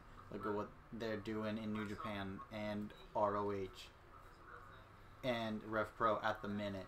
So I think they can do it. And do it better than what Impact attempted to do, especially in TNA days. I think they can do it. I am putting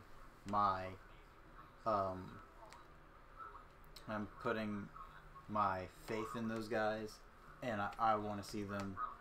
And if they actually have a weekly show, I will be tuning in without a doubt. So we're going to our next one. Let's book it. Or is it just book it yourselves? We changed it up so many times. Book it ourselves. You just pick one and book it. What do you want to book? I think we should book the outcomes and a couple more matches of if you don't mind. TLC. Book our own matches? Yes. I mean, the matches that are already there stay the same. And how do they end? And then add, 2 more matches that you want to see on the show. We'll just do that. That'll be easy. Okay. And why? We go Nia Jax versus Ronda Rousey. Yes. Ends with Nia Jax's arm getting broken. That works? Okay. What's your second one? Oh, this sounds a bit like a shoot. Pick a guy one. One woman. We'll do one woman and one guy one. Guy one. What's the other matches that they have? Pretty sure Rusev and Shinsuke are gonna wrestle for the championship there. You got bring up the good stairs match again for that one. Nakamura versus Rusev in the stairs match. Yes, or how about a chairs match between the two, where the whole point is them getting more and more elaborate nut shots on each other. All right. What about yours? I definitely keep. I don't know who that one is, but I'm Issa J. I would definitely keep. Yes, we know yours. Yeah, and that's Liam. Yes, thank you. I'm new to this, sorry. I would definitely keep the title on Becky Lynch in her match against Asuka and Charlotte Flair. Oh, that's triple threat. Triple threat TLC match. Nice, okay. First women's TLC match. Cool. And I would, after, for the men that's currently happening, I would actually like the rumors to be true and Bray Wyatt comes back and helps Braun Strowman defeat Baron Corbin because I'm sick and tired of Baron Corbin's storyline already. Wait, Bray Wyatt helps Braun Strowman? Yes. Wow. And then the one match I would actually really bloody love to see, though, would be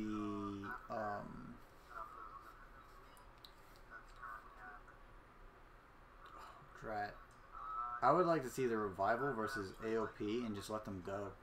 Just let them do their thing. It's not happening, but that's what I'd book. I'd have the Revival go over. It wouldn't be a title match just yet. And a PLC match. AOP's got the titles? You have... No. You have... I'm not talking about P. No letter... Okay.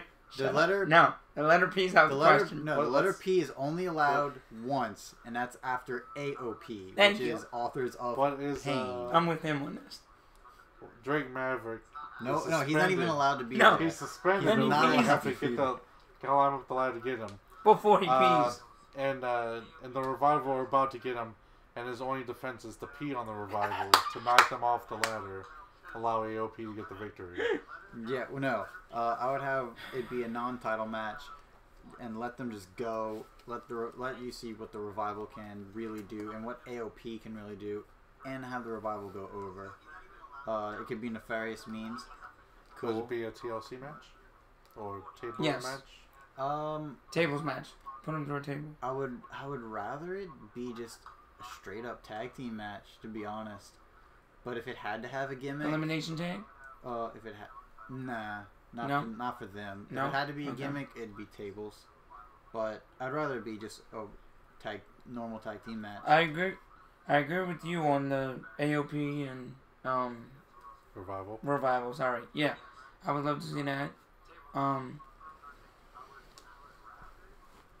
But for my women's, I would like to see Becky Lynch win it. But I want to see Charlotte go like just ballistic on her after the match, just to keep that feud going. Take Asuka completely out of it. That would be mine. And I guess for my men's match, I'd agree with you again on or whoever said the Braun Strowman thing. Issa said that, okay. Yeah, I'd go with the Bray Wyatt come back and help Braun Strowman. I would love to see that. That would be awesome. So, yeah. Pretty good topic. And apparently there's going to be a triple threat: the Bar versus the Usos versus the New Day For the title. and people want it to be a TLC match, but yeah, it is for the SmackDown Tag Team Championship. Nice. Is there anything? I mean, these three teams are bloody fantastic. I'm not going to take anything away from them because they have set the bar, no pun intended, ups. They have set the bar so high that all the other tag teams, not including Raw, can't even light a candle to these guys. Right. Can't even strap their boots right now. So what do we do to shake things up? Because Sanity was a bust, unfortunately. AOP might be turning it around a little bit. Not with Drake Maverick. Right. You got to get Drake Maverick out of it. The Revival sucks. The B team's good. Yeah, those three teams are good.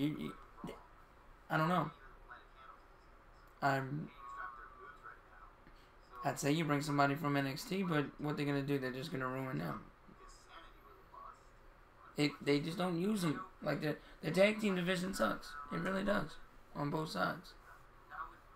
The only thing that could freshen it up is bring in Undisputed Era, but I don't want Undisputed Era to go to the main roster at all. I like them in NXT too much. I totally agree with you on that. So yeah. So now it's what do you think? Where we ask our fellow compadres what they think. Hey, quick book it. Oh, because right. I was thinking of it beforehand. Bring it up now. Book it XFL. No. I would say this. If I was talking to Vince McMahon about this, I would tell him the best thing to do is not to look at it as a competitor to NFL, but I would say look at it as competitor to NCAA. Yeah. I see if they could go and like go to these guys in high school and like say, hey, you come for us, we'll pay for your college and we'll also actually pay you outright and it will be completely legal and above the table, unlike what they do in the actual NCAA. Or I'm not gonna say I agree with you on that part, but we'll pay for your college. Whatever your contract doesn't pay, we'll compensate that. You see what I'm saying? You don't get. Maybe they do get paid outright. Maybe what you do is their contract is what they have to pay for college, plus bonuses. And what I mean by bonuses is whatever you do on the field. Well, I mean, you can pay them like just an outright salary plus the going to tuition. And the reason for the tuition part is that you can look at yourself as a feeder to the NFL and pass yourself off as that. Okay. And to get into the NFL draft, you have to do so many years, have to go to college for so many years. That's just why. It's not really for them to go to college. It's just to say, like, okay, you go here, go to this college, do enough years so that you can go to the NFL draft, go out after that. But you can actually look and put yourself, because there's so much debate about people saying for paying for college athletes and all, and giving them salaries. If you go and offer that as a solution, you can actually go in there and take all their all the hottest guys coming out of high school, you can actually get more attention and get a lot of that NCAA money. And I think that's the only way it's really working. It's not they're not going to compete with the likes of a NFL. No. Even with all the controversy with the political stuff that happened last couple years, there's still nobody way you can compete with the NFL. No. I mean, they can't. Who won? They By the can't. way, What? Saints pulled it out at the end. Okay. Okay. The NFL. They were losing 14-3. Three, so. yeah, and then they blew it out in the second half. Right? And that, like them competing with the NFL is like indie promotions trying to compete with the WWE. Not gonna happen. And that's the one thing I want Vince McMahon to take away from this. It's like anytime we have any type of talent, they come in and just steal it from us. And it's like, Vince, that's what you do with the WWE. And it's like, am I a monster? They'll change their ways. It won't happen. Do you think it's going to run the same season as NFL, or do you think it's going to run the same year? No, it's probably the same season as AFL. It might be Arena like Football League. If I had a choice, it would be the same season as AFL used to be. I would also make it like a 3-month thing. I'd also tell them it's much better for them to try to choose cities that didn't already have NFL teams, because that's dumb.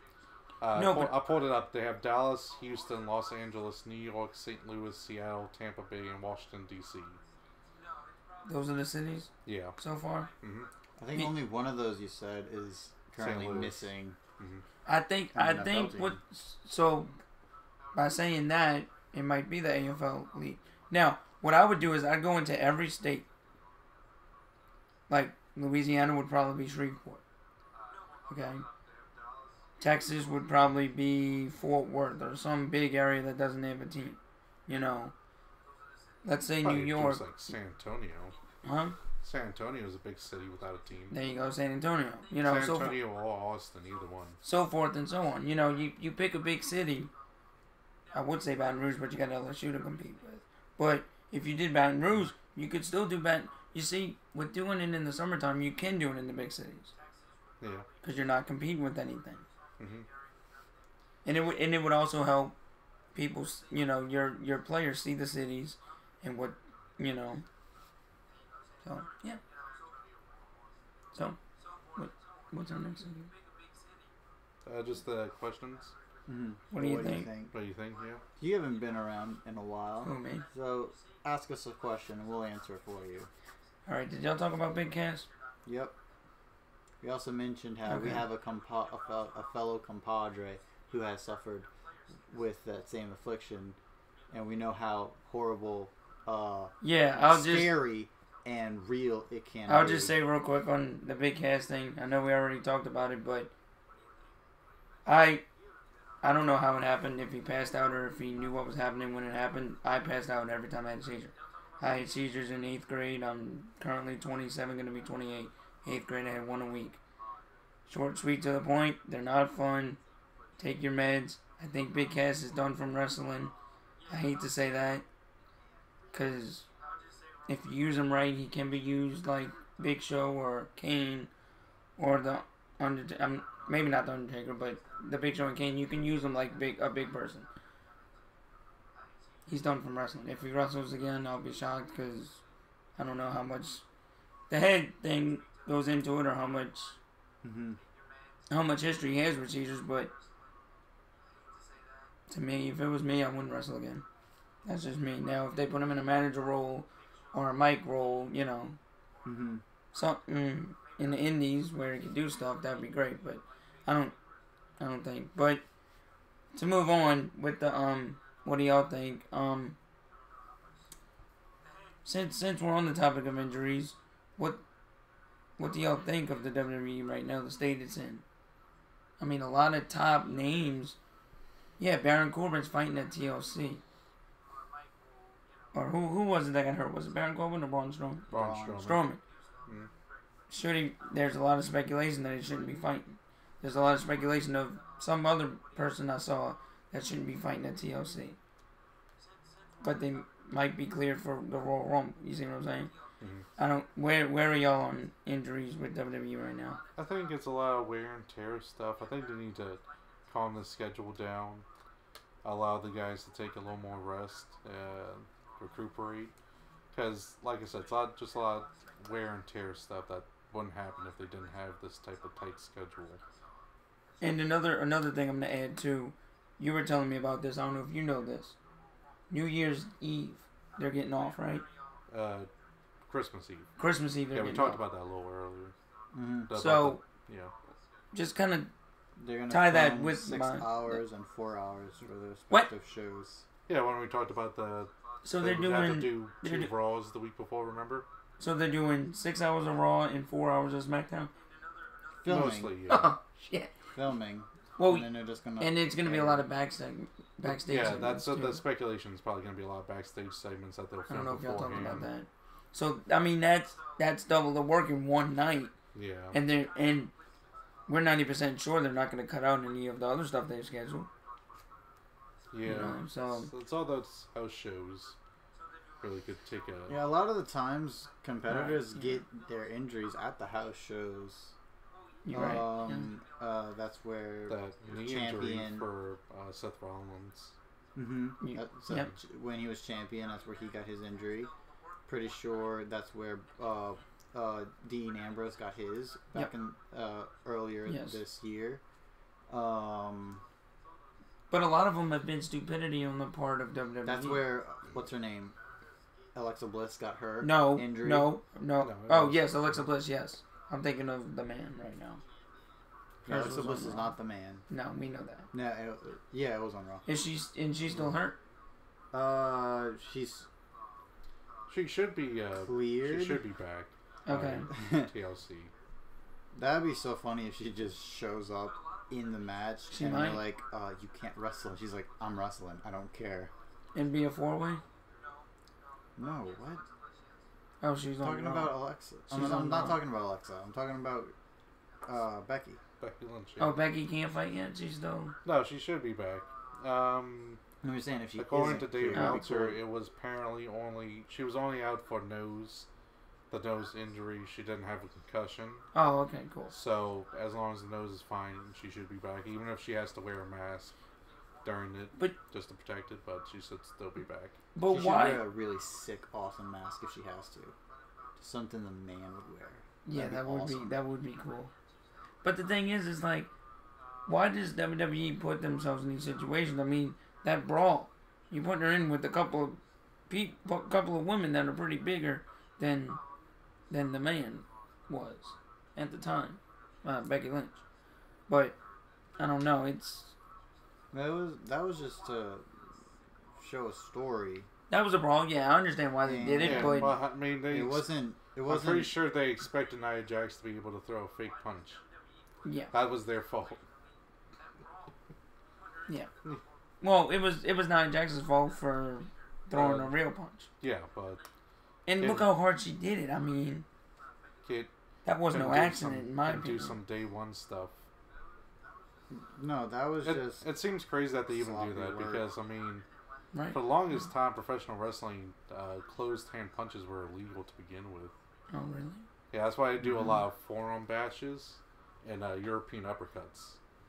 And even like palm strikes and stuff like that, or chops. Because for the longest time, closed fist punches were illegal. And I think maybe in the Attitude Era or Ruthless Aggression, they just stopped enforcing that for WWE. So, but you can kind of see the reason why. Mm-hmm. And it's like, but yeah. Who's next? I'll ask a question. All right. And what do you guys think? Do you think the British scene and the other scenes can outlast WWE with their, again, pun not intended, takeover of the world? Japan and Mexico should have enough history, enough money behind it to stay where it is, but the British scene is so young and still so new and doesn't have a lot of money behind it. I mean, a good comparison is like how far they're still developing. The owner of Progress was like tweeted out the fact that altogether this past year they sold 35,000 tickets. Mm-hmm. And it's like, yeah, it's a good start. Except when you look at like multiple other companies selling out arenas, it's like that's great for where you're at, but it's not going to be able to compete against a giant like WWE is. And Yeah. I guess that we'll see. Maybe new stars will show up, and maybe those new stars won't sign with WWE, but Maybe what I'm thinking is going to happen in the next few years is people are going to start signing with outside talent, outside companies other than WWE, just because they're seeing what's happening with. I mean, yeah, you'll be in NXT for what? At the most, maybe 3 or 4 years, maybe 5 if you're lucky. And then you'll move up to the main roster and do absolutely nothing. What's the point of going to NXT when I can just go right to Impact or just right to ROH or just right to the NXT UK is making the WWE a little more competitive in the British scene, but is that enough to overcome the challenges you face when that UK talent does go to the main roster and does nothing? And a lot of British people see that. I think once they get these British companies started up, like you said, they're gonna be a lot better than WWE, just for the fact of they're gonna know how to use talent, I believe, better than what the WWE main roster. I'm not even putting NXT in it, because NXT is a whole different thing to me. The main roster needs to learn how to use the talent better to not lose future talent. So I do think it will. A lot of the times for me, it's not even the fact that they don't know how to use the talent, because they've shown in the past they know how to use talent. It's just a rebellious decision of just not using them. It's like they know how to use them. They know how good storylines could be to help boost up characters and wrestlers. They're just refusing to do so. That's my take on it. And a good example of that is, just to end this, look at the Daniel Bryan match with Brock Lesnar. Horrible match, right? Well, when you get to the end of the match, it's pretty good. You just take too long to build up your matches. I wasn't really talking about building up matches or anything. I was specifically saying overall storylines, talent. Yeah. Okay. Like you have No Way Jose doing nothing. We just saw him 2 weeks ago for the first time, and he lost. Probably. And he got squashed by Jinder Mahal. And you're just looking at this thinking, but why though? Well, when you could take him and take one of your heels that you aren't using right now, like I feel like all the heels are being used right now. Yeah, pretty much. Who was one of those guys that they got from SmackDown recently? The B team. Well, they went to SmackDown. No, they're still on Raw. Braun Strowman? He's always been on Raw. Not Braun Strowman. Who's the other guy who's coming out with Braun Strowman? Abigail? Well, Sister Abigail? Bray Wyatt. Yeah, they could have brought him back on TV a while back, had him do a feud with No Way Jose. Right. Actually built a story. Right. But I don't know. They have their core guys they want to use, they want to push. Right. And they're not even doing that right. Right. So and all the others just get left. You see what in the new after WrestleMania they do the draft, right? Shake up. Shake up. Okay, they call it shake up now. I think No Way Jose is going to be one of those guys because they are doing an NXT's included in this now. I think No Way Jose is going to be one of you guys that goes back to NXT. I mean, No Way Jose must be doing a lot of house shows. He's got to be doing something to earn his money. I mean, I don't really know how you got. I don't know if you have too much of a show, or you're just not using your talent right. And I think it's the latter. You're just not using your talent right. So. Your question, sir? Yeah. I don't want to keep writing. Sorry. Well, I guess if you have any wrestler that's like in WWE right now or elsewhere if you want to go with that, and you want to change what their gimmick is right now, who is it and what the gimmick change would be? Drake Maverick. How did I know you were going that route? Oh, well, what I change his gimmick? Yeah. Something better than what he's doing. Anything Better. I agree. Poopy Pants Maverick? Oh my gosh. You just had to find a way to make it worse, didn't you? Yeah. I really rinsed it up there. I would have to say a real answer would. Can I go while you're thinking? Yeah. Okay. Well, what I would do is I would take all the talent, okay? I know injuries happen, okay? But it's like, don't do stupid things that would get people injured. I mean, there's no... I've been watching WWE for about 5 or 6 years now.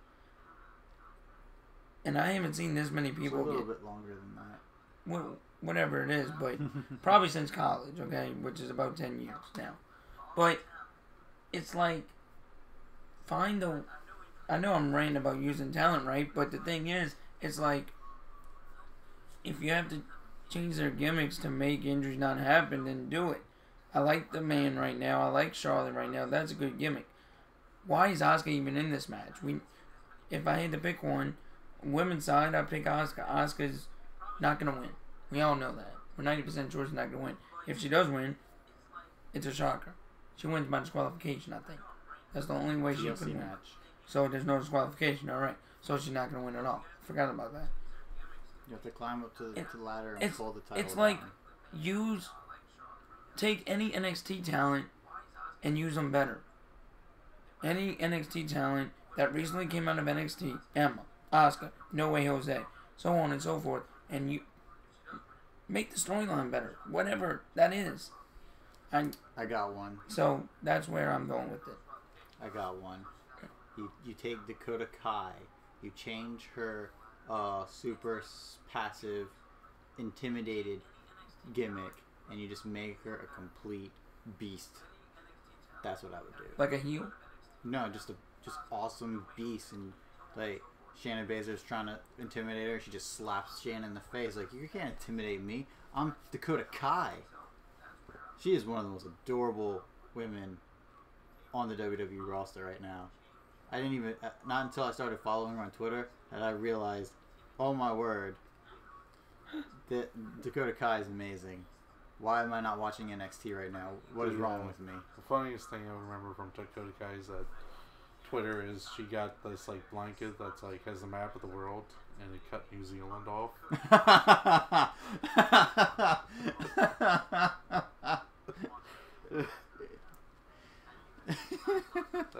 Really? Yeah. For your reference, she's from New Zealand. So. She's a Kiwi. She's she's the new Kingslayer right now on Twitter, unless she changed her name because she beat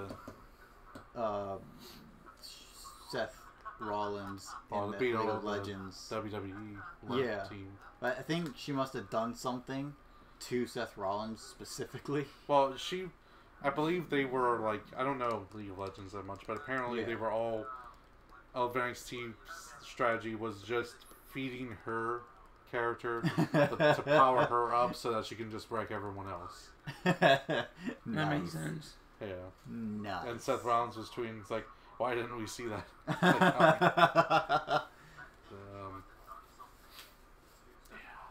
So I want to watch it now. That'd be cool to see what their meta was.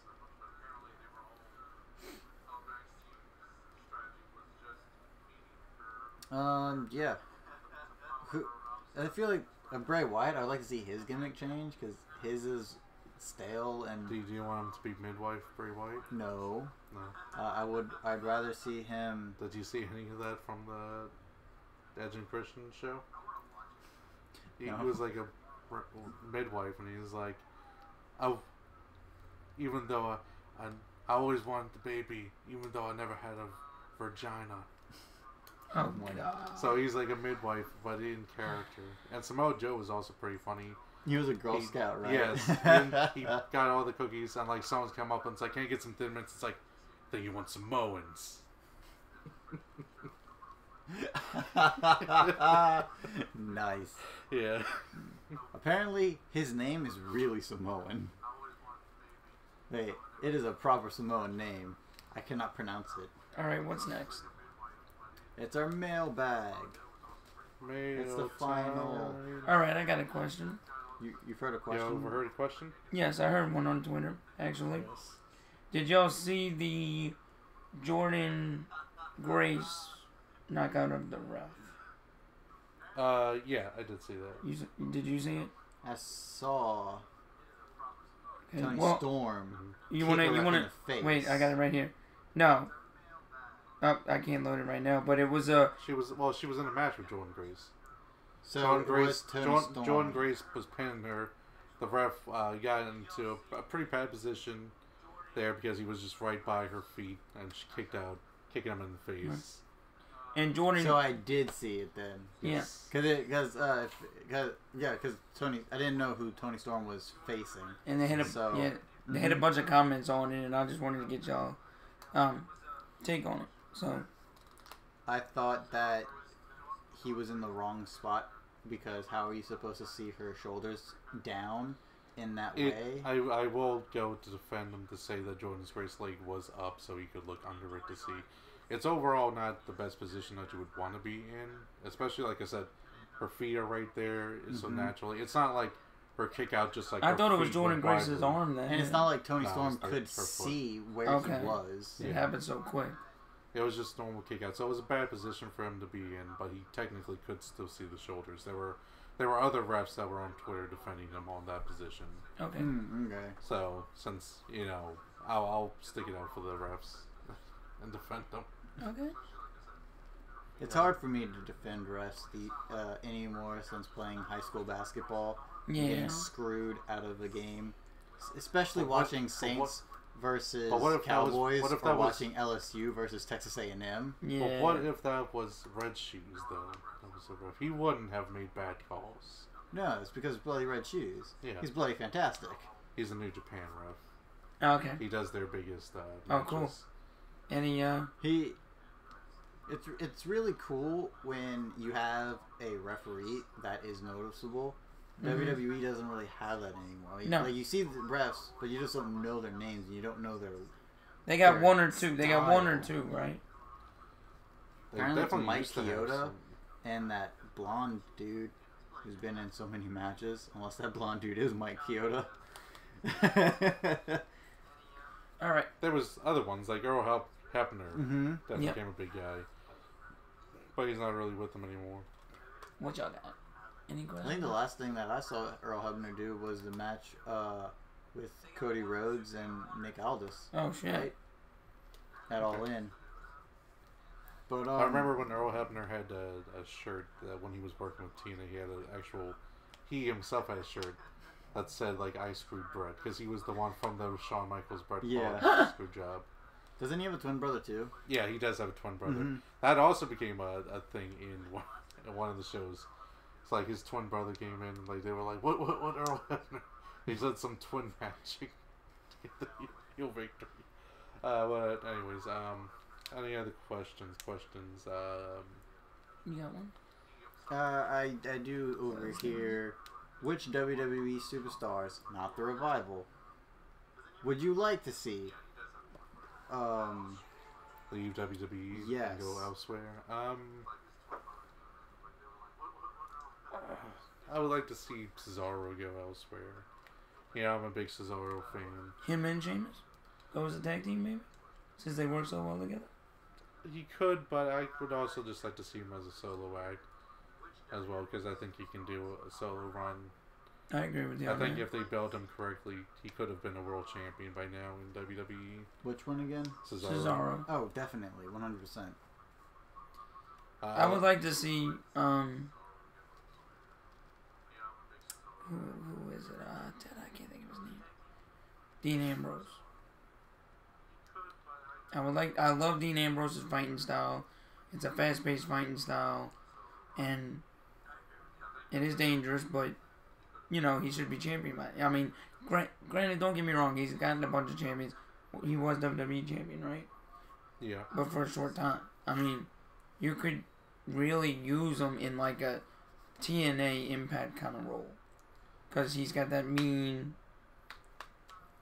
Right? Am I going? Yeah, no, I agree. I mean, with his gimmick, he's definitely more known for working a more violent style that he really can't do in WWE. Right. Okay. Yeah. So he definitely would give him more freedom if he goes somewhere else, do a lot more hardcore matches, which he was very well known to do. Oh, okay. Back in the day. Oh, cool. When he was with ZCW. Okay, cool.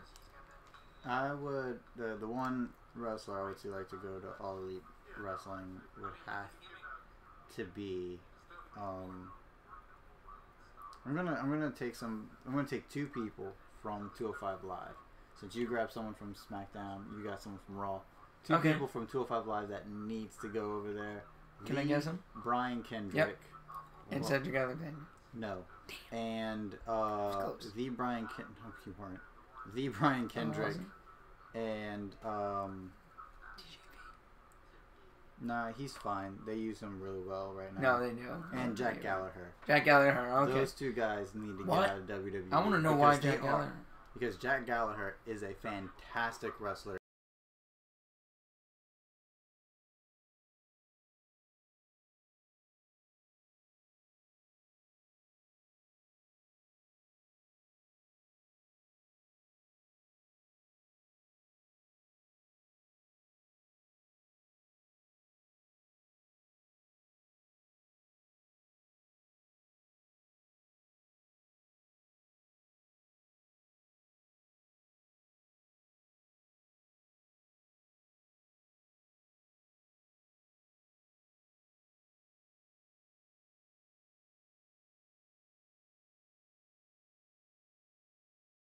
It's definitely weird to see that. I'll check in a minute. He never went to any NXT UK stuff, especially after the Supernova. Yeah. What's his name? That is Noam Dar. Noam Dar. He's done quite a few stuff. He's already had a title match and everything, so I don't know why. Yeah, but yeah, like I was saying, because I might not have gotten it, Jack Gallagher and the Brian Kendrick. The Brian Kendrick is my favorite wrestler of all time, and Jack Gallagher is amazing. I've never seen a man put on a match inside of the ring, not go outside once, and still be really entertaining, really fast paced, and really nail biting. And they need to go somewhere where their talents are way more appreciated. Have you heard any stuff from the mailbag, Sir Liam? I did wrestling overall. Any company, who you pick as the most underrated and who you pick as the most overrated? Right now? WWE is easily the most overrated Wrestler. Oh, wrestler. Individual wrestler. Individual wrestler. I feel like the most underrated, which is funny. I'll do one for men, one for women. Okay. The most underrated for women is Sonya Deville. Yep. I said this earlier today. If they have a Queen of the Ring tournament, she needs to be the winner because she needs something to solidify how amazing she is. Oh yeah, and I would totally take her out of WWE too and bring her to All Elite Pro. Yep. All Elite Wrestling. Yep.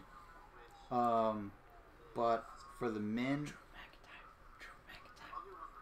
No, he's bloody amazing. No, I know. Underrated for the men. Rusev. He's just underappreciated. Okay. Drat. That one's really bloody hard. That is. Overrated Braun is Strowman? Ronda Rousey. Overrated, okay. Way overrated for the women. People are just... They're giving her too much praise right now, and she is still green. Why you want me to go? What you thinking? And I know for overrated in the men, it's... is there anyone really overrated? Not for the men. I mean, I can't think of any in WWE right now because no one feels like a big deal. You know what I mean?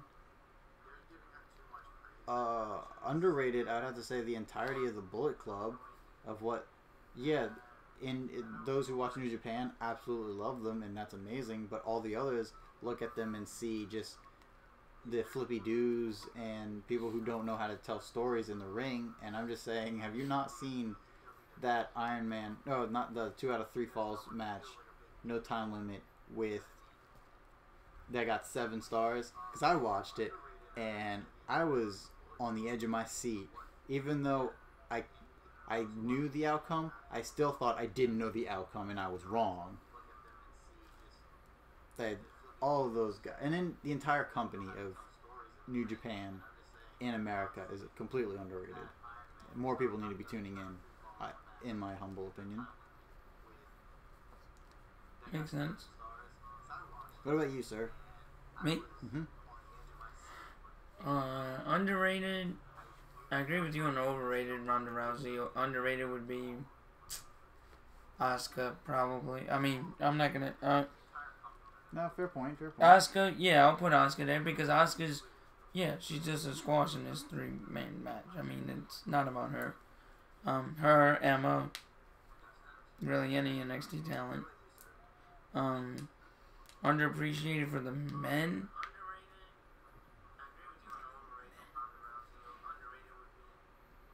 Overrated is Braun Strowman. He's my overrated and underrated. They're just not using him right.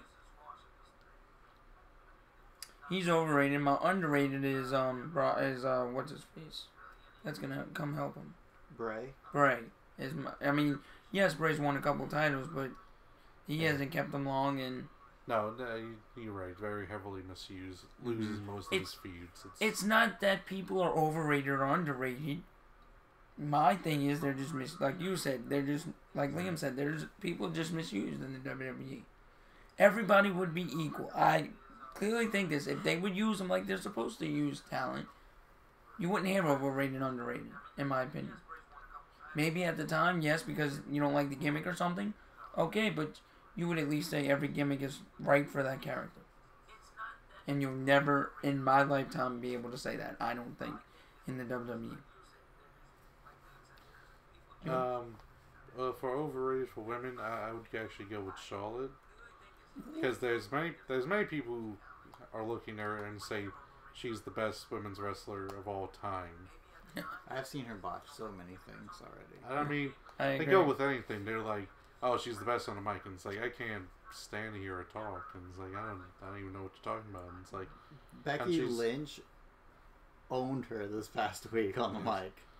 And I mean, and you have the best women's match in WWE's history, and that was Bayley and Sasha Banks. Mm-hmm. So when it comes to that, until Charlotte can take that away and make her match the best women's match, and I should also argue the one match that people said is her best was us. Well, no, hers was the last woman standing. Actually, I was gonna say they were both the Iron Women, but I think Charlotte's been in an Iron Woman match before, and it wasn't as good as Bayley's versus Sasha Banks. So when it comes down to it, it would still have to be Bayley or Sasha Banks as the best in the ring, or Asuka as well. Asuka has so many great matches. For underrated, I would actually go with Ruby Riott. I think she's very skilled. Mm-hmm. That's a good one. That's a shout. In that match, we talked about earlier off the podcast, but Sonya Deville versus Ruby Riott, I think she actually did a wonderful job at selling. Making it look like she can't use her legs, but still actually got some high-flying offense in, but just having to utilize the other one. So, I think she's heavily underrated as a talent. And for the men's, overrated. Let me see. Guy I don't actually like is Sami Callihan. I'm not. You know, it's not saying like his matches are terrible or anything. What is he? He's on Raw? No, he's on Impact. We've seen him on. Oh, Impact. Okay, you're going with Impact. Also on MLW. Okay, yeah, I know what you're talking about. Lucha Underground, I think, as well, right? I think he's still there. Mm-hmm. I don't know. It's I mean, maybe it's a lot of style because he does mostly his hardcore stuff, and I'm not necessarily a big fan of that. And it's not like saying I haven't seen good matches with him. It's just I don't necessarily see him as one of the top tier in American indie talent, and that's what a lot of people put him as. I thought his best match was with Pentagon Jr. Pentagon Jr. but brought the best out of him. Yeah, and that railroad spike that keeps coming up in his matches, which I point out because it's not a railroad spike; it's much smaller than a railroad spike. But though it's that, and I just don't really like him on the mic that much because I don't really go with those like I'm crazy guys. Because I think they kind of tend to go a little too far, and it kind of seems unrealistic and unbelievable. Mm-hmm. I also don't like his thing, the thumbs up, thumbs down. I don't know, it just really seems dumb and forced. Like, thumbs up and thumbs down. It's like, I don't know, I just don't see it. And I know other people do like him, and like I said, a lot of people look at him as one of the top American indie talents. Mm-hmm. I didn't really see it that much. Like I said, it's not like he's terrible or anything. It's just, yeah, I don't know. And then you're Underrated for men. It's, I don't know. I mean, with certain people, I could say a guy like Will Ospreay is underrated. A lot of people don't think of him as much as more than just a flippy guy when he's actually a very world-class seller. I remember Dave Meltzer getting an argument with a guy where, he was saying like, oh, that Will Ospreay can't sell, and he's trying to sell him. No, he's one of the best sellers out there, and he said he's even better than Shawn Michaels was in his prime of his career. And when you see a lot of his matches, you can definitely see that.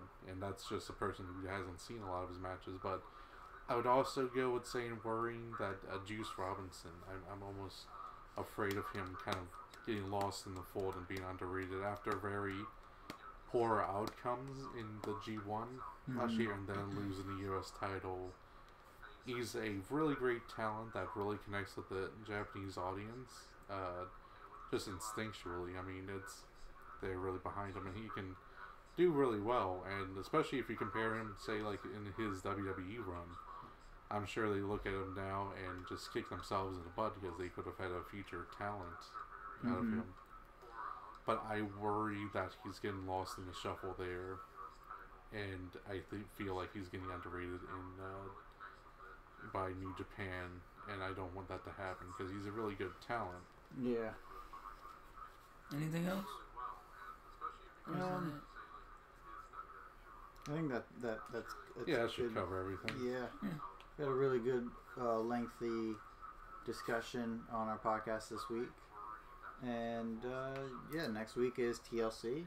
We should be doing our podcast and going live for that. Should be interesting. Doing some WeLC. Yeah. We. I was just making reference to that Hornswoggle match. Remember when Hornswoggle went out to Rio? Yeah. Oh my goodness gracious. The WeLC. I just watched that on the network, actually. It's actually pretty good. We'll take your word for it. Yeah. It was. Yeah, just take your word for it. It was alright. It was stupid. Is that your best segment of the week? Yeah. No. But, that's the only segment I watched. No, but I want to close it out. Alright. Yeah. That's it for us this week. Thank you guys so much for watching. If you like what we do, please give us those sexy, sexy likes. And the unsexy ones. Don't forget to share to all of your friends. And enemies. If you really like what we do, then hit that subscribe button so that way you are a part of the Smarky family. And then hit the notification bell because... You know when we go live every Sunday at this time. And for all pay-per-views. All WWE pay-per-views and as many non-WWE pay-per-views as we can do. Yeah. Follow me on Twitter at IsaJ_STP. Follow me at DJC_SEL. Follow me on Twitter at Liam_SWA. And leave comments on down below. Just let us know what you thought about everything that happened this week, or the news and all the craziness. And let us know what your favorite segment of the week this was. Favorite segment of the week yours was.